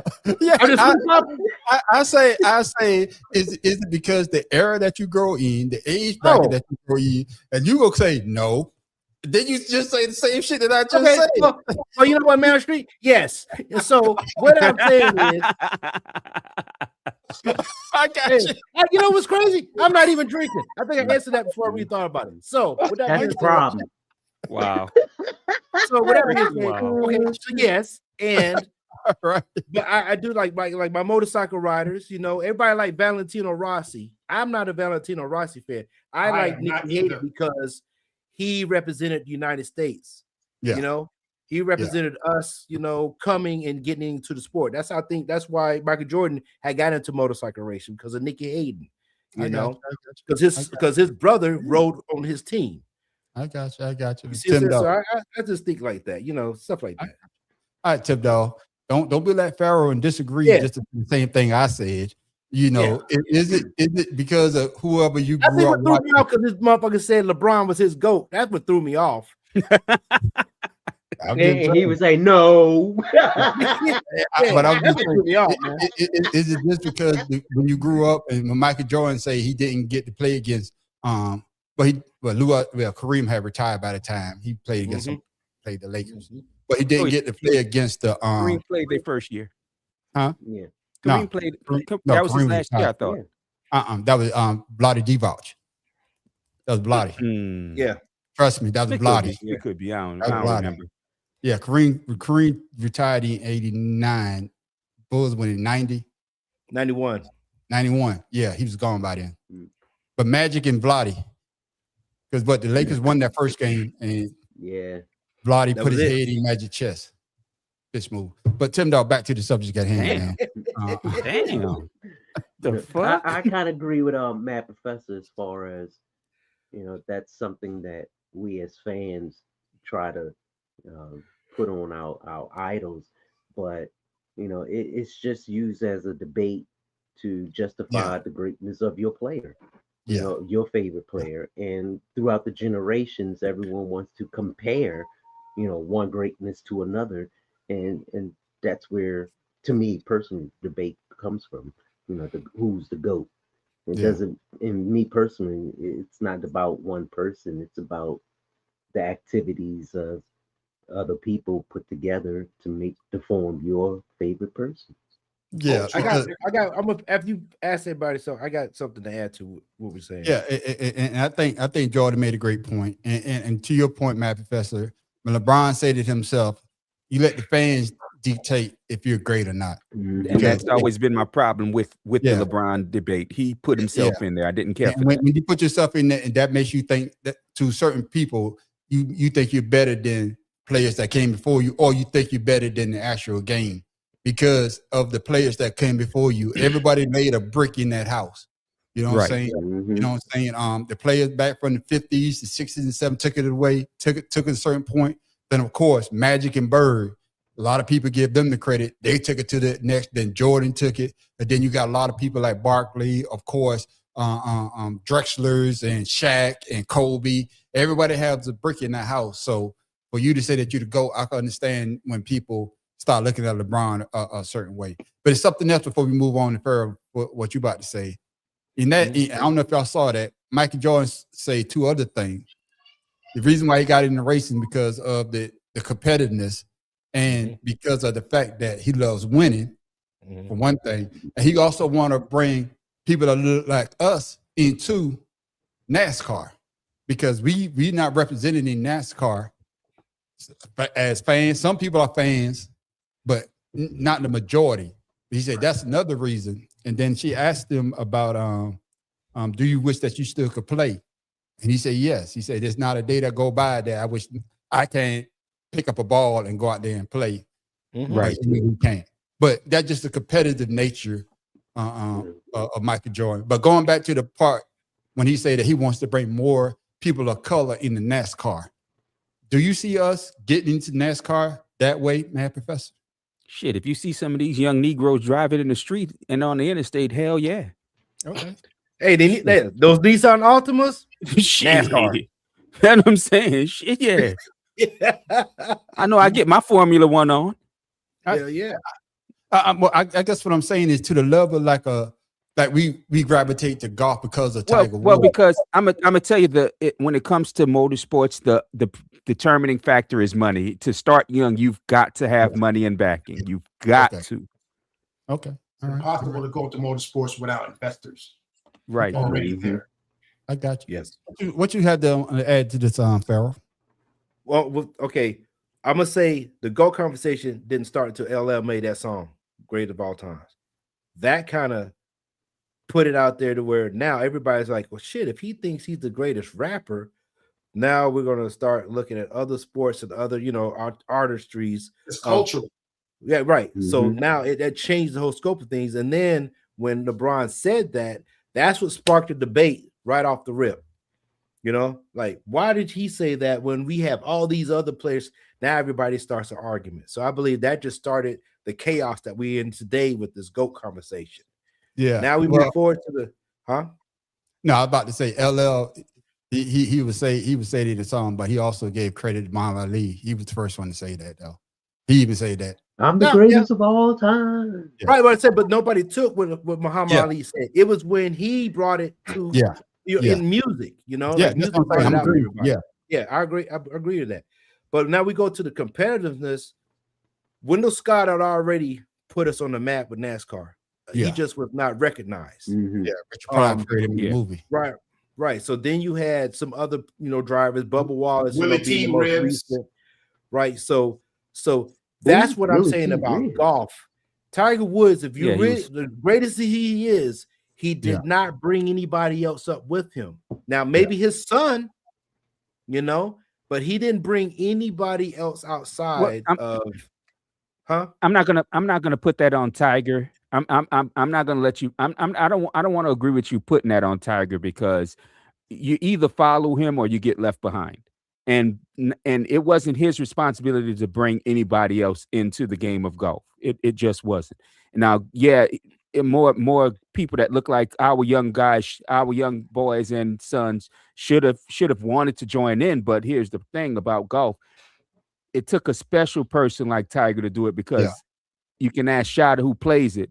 It's not the most exciting game, and you've got to have some sort of excitement to get some young people interested. Tiger was driven from the very beginning to play golf. Yeah. And that's granted. I do agree with you there. But my thing is too, the excitement that he brought to the game attracts other people. Once again, y'all made the point with the money aspect. Racing. I think there's a black guy in California. He dropped all his businesses that he had, took his two sons to Spain so they could learn to ride motorcycles in the junior edition of MotoGP, but because he knew that's what he had to do for his kids to be able to be competitive. And they're doing pretty good on the circuit right now. We look at Lewis Hamilton with F1. His dad did the same thing. He damn near I went don't broke. think we just don't have the people that are willing to make that sacrifice to make sure our kids get that opportunity. Can I say something real quick, please? What's that? I just want to say, in Baltimore, for years, even when I was growing up, there was a problem in the summertime of kids riding motorcycles in the city, doing wheelies, holding up traffic. And at one time, the city council proposed a racetrack for the kids to ride their dirt bikes on and get the experience. But some members thought that this would bring disruption and all kinds of problems for the city, with kids coming there bringing stolen bikes and causing problems. But the thing is, these kids in the inner cities, like Mad Professor said, they don't have the resources, the finances to do something like this. So when you have the opportunity to invest, because that's what's going to take, an investment for these young black kids to take, a misdemeanor or joyride into a professional lifestyle and living.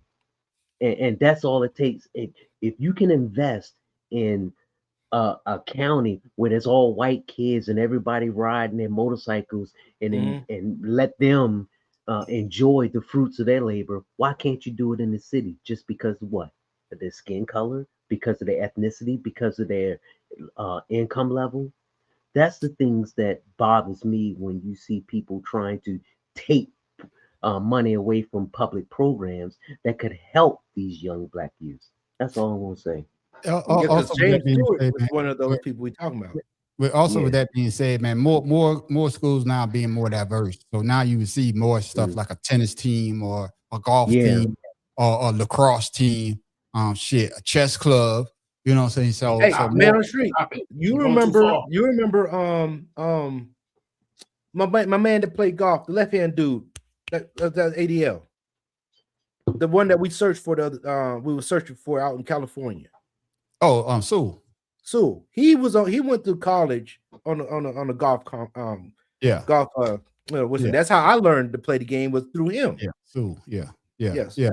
But I'm just saying now my grandkids, they're more diverse, soccer and all this other stuff, man. So hopefully, we see these brothers, but the conversation of the GOAT, when he said that, I just want us to have a conversation. And everybody basically saying the same thing. It's like it's up to the fans who they decide who is their GOAT in their eyes. Michael Jordan, I'm gonna give you props.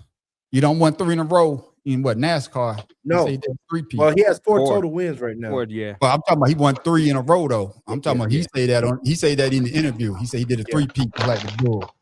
That being Four out said, of ladies six and gentlemen, races right He now. ain't, He's he ain't good. doing nothing till he gonna get as many championships as Jimmy Johnson. He ain't gonna be on that level. yeah. Hey, And another thing, you and never another thing know. I liked about Man, you know, he's a champion right now, as far as I'm concerned.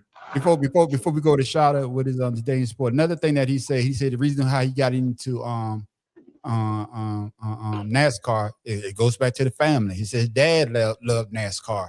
He said they used to go Darlington, you know, make sure someplace close to home. He said that's why I love it to this day. Because then he started calling out he said his dad's favorite race car driver was Cale Yarborough. He loved Cale Yarborough and Richard Petty. Yeah, those his favorite guys right there. That's a favorite one. Richard Petty was the only one I ever knew growing up.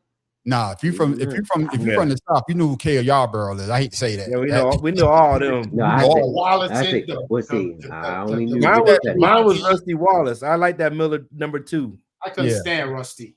And Dale, I like Richard Dale Earnhardt. Earnhardt. Number 3, that black. I like Dale Earnhardt. But that being said, ladies and gentlemen, that time for my main man. Shout out today in sports.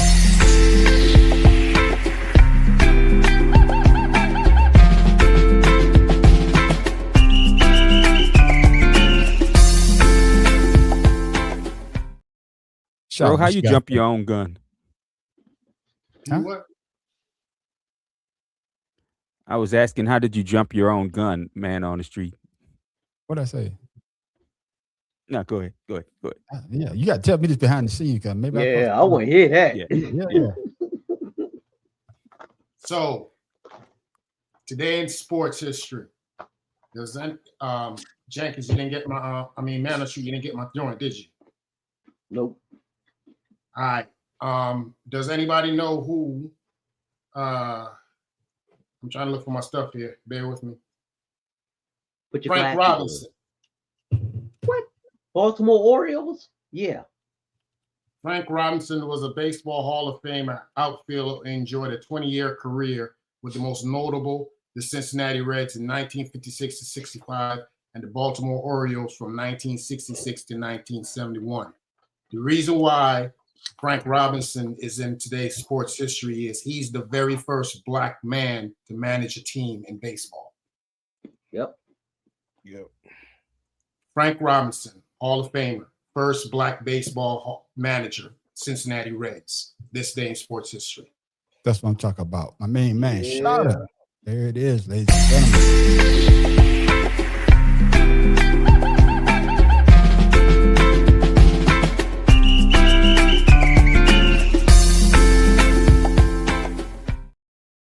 It's weird growing up in Baltimore. Frank Robinson. Oh, I'm sorry. Are you gonna be with us on Friday, Matt Professor? Oh yeah, I should be. You should be. Well, you don't get no segment then. Now it's time for main man trivia question. Damn.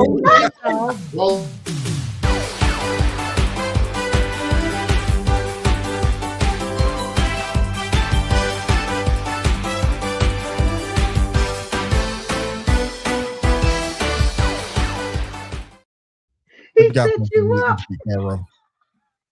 All right, now here, with the NBA playoffs about to come up, start up, here's y'all's question. Who has played in the most playoff wins against the Knicks? Indiana Pacers.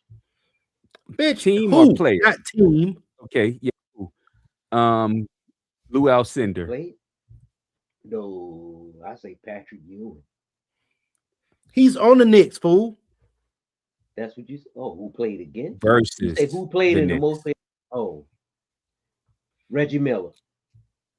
That's a good one too. Yeah, that was my guess. Reggie Miller, but it's That was my guess. Michael Jordan. Give me I'm gonna say like this. That would be too easy if you said that.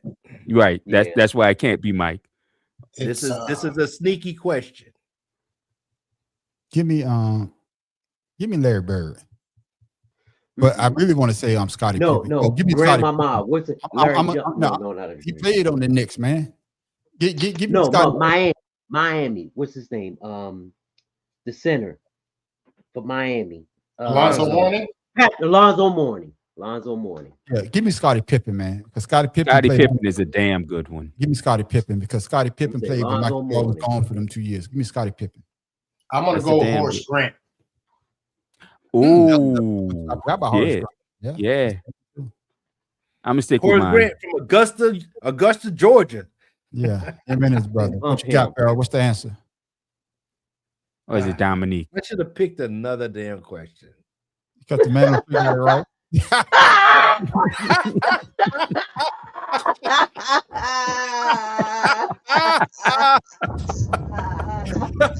You should have lied, Pharaoh. Shit. I know, man. You never hear Shoulda the lied. end of this. No, man, This is 12 wins right here. You know it's 12 wins, right? You should have lied, goddamn He it. got for the season. Yeah, because they always played the Knicks in them 2 years that Jordan was Mike gone. was gone. Yeah, Mike was gone. And the Knicks wasn't that good when Bird was. It was just the Birds and the Pistons at that time. But Reggie Miller's right there. Yeah, Reggie Miller's right there as well. Yeah. Thank you for that win, Farrell. I'm back. I feel good. Boy, I'm going to play the lottery tomorrow. I'm about to hit this shit. This man here, bro. Oh, my Good Lord. Hey, it's y'all's fault because you should have got the answer. There it is. He won for 22. It don't matter, but that one for 22. Shit. Nah, for real, he hitting them like Michigan threes now, and this boy Right. think he done Oh, 2 for 15. yeah. But there it is, ladies and gentlemen, with my main man, Farrell K. Trivia question of the week.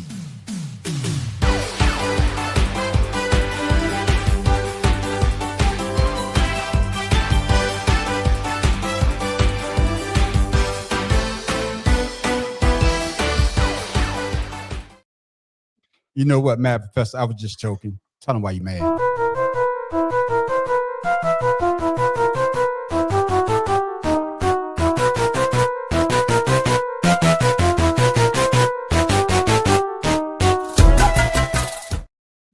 I'm gonna give y'all. I'm sorry, but I'm gonna give y'all oldie but a goldie.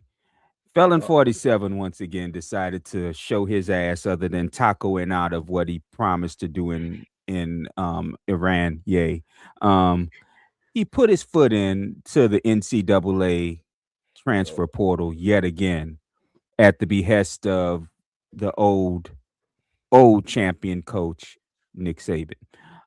He passed an executive order trying to say that college players can only transfer once without penalty, that they can only play 5 seasons in 5 years. And it was something else about the money. Yeah, NIL. This dude here, I mean, he just thinks he's the king of everything. One, my guy, you barely was in college, and everybody knows this. So give up on your college, on your aspirations of controlling college football, especially. His ass ain't going to no college. Number 2, you're not good at politics, my guy. Stay out of everything else too. Because here's the thing. He keeps doing this shit by executive order, knowing Congress not going to back him up because Congress doesn't control the purse strings of the NCAA, seeing that most college students that go to school on student loans aren't fucking athletes. Okay. Facts. So, God, stay your ass out of it, Felon 47. Stay to fucking up the rest of the world and leave college football alone. Because I'm gonna tell you what, if colleges even thought about going with this bullshit, just like they didn't think about going with your crap about telling what race of student is applying to your school and you're accepting, I would stop watching college football too. So, I mean, dude, just sit your dumb ass down. Go play with go color your books of titties or whatever the hell it is you do in your off time. And leave college football the hell alone, okay? Stay out of sports, dumbass. They don't even want you in the stadiums anymore. The last 3 stadiums he's visited, he's gotten vociferously booed. Stay your ass in the damn White House. There it is. You said color some titties. Matt Professor's been gone for a while. We talked about that, Matt Professor. Use a white Bring crayon. it back again. Matt Professor, tell him why you mad.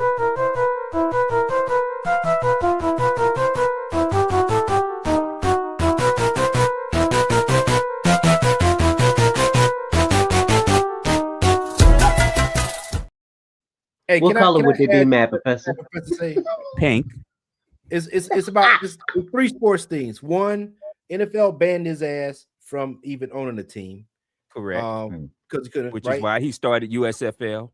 right? And he screwed up some people's lives. He was banned from the Masters. Can't come to this Correct. bitch either. And he went and did an executive order on some shit that already exists with the Army-Navy game. Correct. Like, motherfucker, nobody plays on that weekend because that's their weekend. Oh, Bro, exactly. you went and gained an executive order on some shit that already had And your he- name up. Because again, he's putting his name on shit he don't understand. Right. Yeah. So And I'm glad you say something about the Masters, man. You know that's why one reason why his ass can't get on the Masters, because they don't care about how much money you have. They select Exactly. people that they want to be members. Character. It's not about the money. No character, exactly. It's about Character. character. He Yeah, got they, no character. yeah, they selected people that because they say it's unofficial, but they said Lynn Swan is a member of the Masters. And we know Lynn Correct. Swan, wide receiver for the Pittsburgh Steelers, don't have money like that. So it's No. the people that they want to have to be a member. Right. But It's he'll not never about the get on money. it. Yeah, you never He'll never get never on. be- It's not because they got Barbara money. They Christmas, got old yeah. money. They got Yeah. they got their old money. Shit. Yeah. They Listen, got their What I own say? money. I said Listen. the golf has old money. I said Hey, it. just like what You old boy can't- said, when I say he got his own money, he got his Cheating own money. in golf, cheating in golf is a cardinal sin. He will never be accepted. He never get Exactly. it. And then I'm talking to Pharaoh before we go to our closing statements. Did you know there's a underground road to get to the Masters? Oh, shit. Oh what?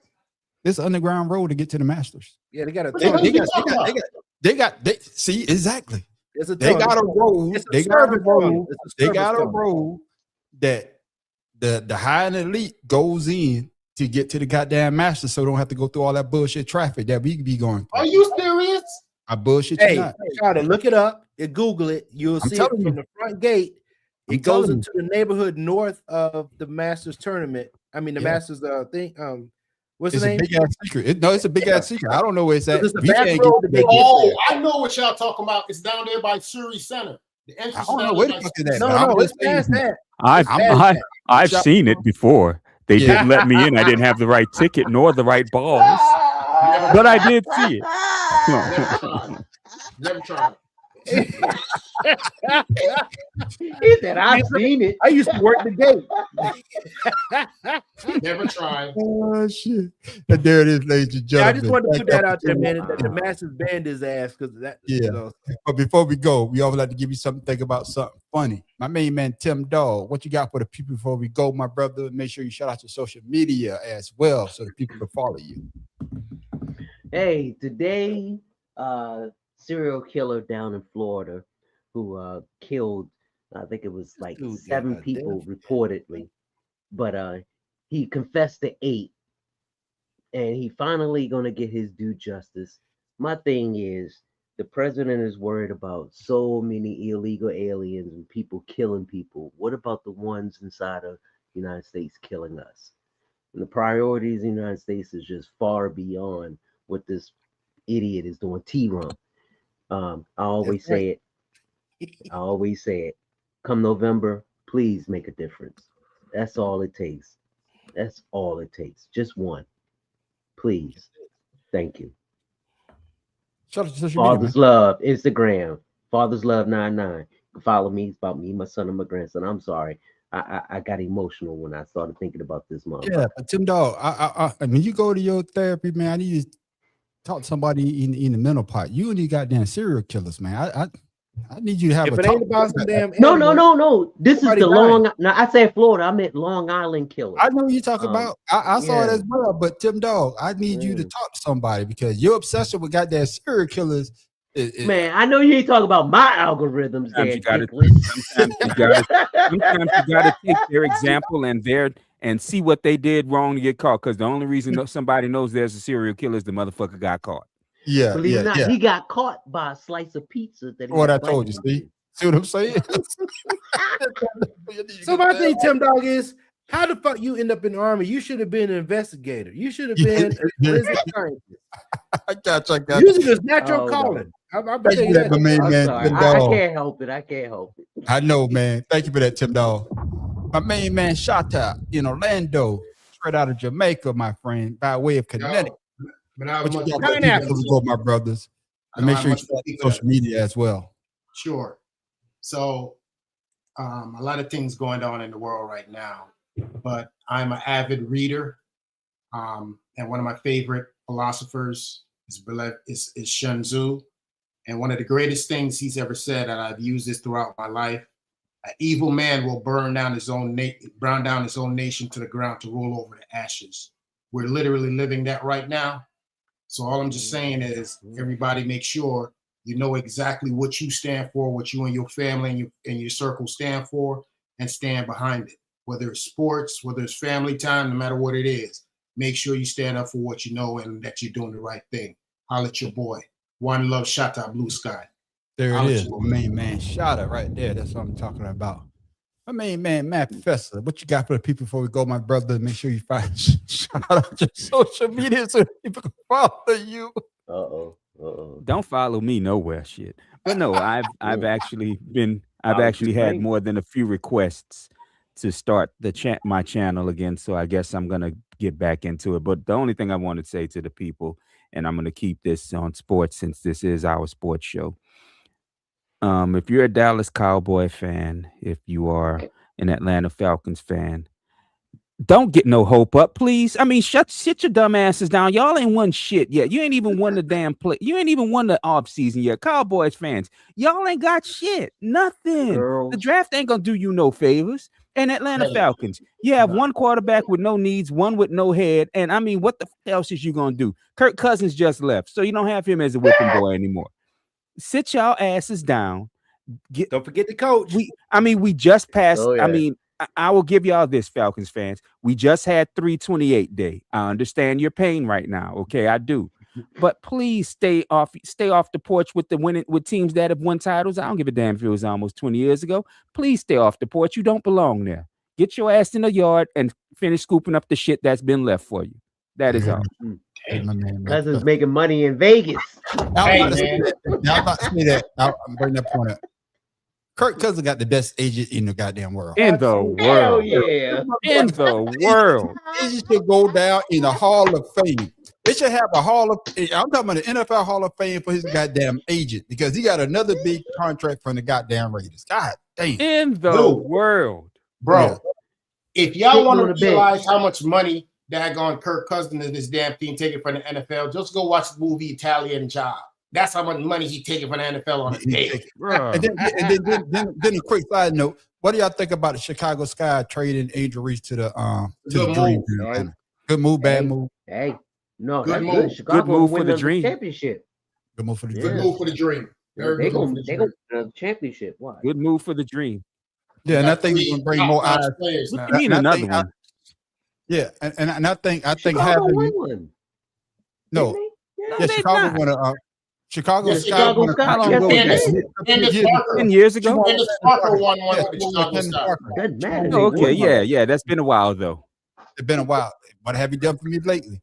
Shit. But what I'm saying is, I think it, especially with the WNBA, when you have star players in different areas, it makes the game better for me. It makes people actually want to watch. That's just my opinion, but it is what it is. My main man, Pharaoh King, what you got for the people before we go, my brother? Make sure you shout out your social media as well so that people can follow you.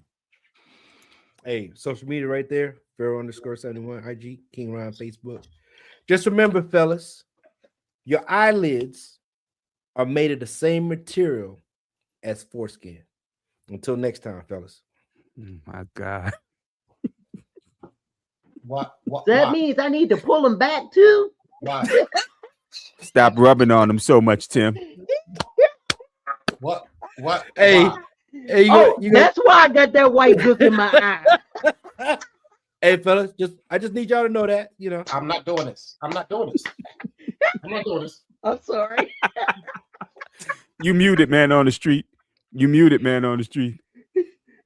I muted my mic because of the shit that Pharaoh said. I wanted people to hear what I had to say. And of course, ladies and gentlemen, you can find me, the man on the street, at the Man on the Street Show. Hey, I'll be dropping videos like hotcakes. And I want to, once again, I want to thank everybody for subscribing, liking, and of course, always commenting on my goddamn videos, especially on Facebook. I get a lot of response on Facebook of the videos that I put out. So make sure y'all check them out as well. Make sure you also check out my other channel Creative Canvas Expression. Yeah, I'm dropping videos on that now as well. So check those out. All I do is tell AI what I wanted to do. AI does it, and I put it up. But make sure you check us out on Friday night at 8 o'clock for 2 cigars and a blunt. Oh, man, that's when we talk politics, news, and entertainment. You want to come join us for that goddamn session. But you also want to stick around for our after show we call Ashed Out. That's when everybody gets the chance to talk about what they want to talk about. Like Tim Dahl famously said, you go straight, you will make a right turn. We make that left, and drive that bitch right off the goddamn cliff. Oh, somebody got a comment. They go through it. No, Joy, don't wish. Joy, you missed it. Oh my goodness, I should have brought that back up since he was on here. The weird sport that we had last week, Mad Professor. Oh I'm yeah, gonna have to go check it out. Oh, Mad Professor, somebody asked you. You use Excel before? Of course. Okay, they got the Excel championship. You could be a championship Excel person. That was our weird sport last week. So yeah, they wanted us to cancel weird sport. Yeah, I do not want to be a part of this. No, the weird sport last week, and it was going on for a while. So it is actually considered esports, and they're having the championship in Las Vegas, 2026. So if you get a chance, it's called Excel Championship, Sports Championship. If I was still in the Army, I would enter that. Trust me. Yeah. I was. But make sure you check it out. Tim Dawes was excited when he saw the championship. Really Hell yeah, it was. Excited. Yeah. Tim, Make sure you check it out, ladies and you can't gentlemen, on participate anymore, and we all know why. All knuckles. Make sure y'all check us out on Friday night, ladies and gentlemen, 2 Cigars of Blood. Make sure you stick around for the after show. But we want to come back next Wednesday night at 7 o'clock for the Better Than Sex Sports Podcast. Usually we talk about sports until we get to Tim Dawes, and he talk about serial killers and bugs and shit. But we usually come back to sports. And with that, ladies and gentlemen, I am the man on the street. What do you call a witch that lives at the beach? A sandwich. Pharaoh King, I'm out. Why do cats lick their own dick? Because they ain't got no fish. Tim Dawes from Bebo Campo. I'm back to following this dude. That's what we do now. That's what we do. I'm back to following Tim again. That's just what we do now, huh? Okay, this is the Mad Professor in the boot. I bet you'll never forget that eyelid foreskin shit.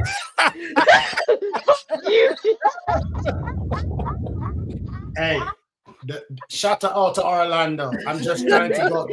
I'm just trying to go to bed with a good thing in my mind. And I don't want to think about no foreskin on the island. You crazy, bro. Hey, if y'all don't come back on Friday night, make sure I have a blessed weekend. Be safe out there. If you're in Augusta, there's a lot going on this type of year because the Masters. So if you're in Augusta, make sure you go out there and have a good time as well. Peace, ladies and gentlemen. We see y'all on Friday.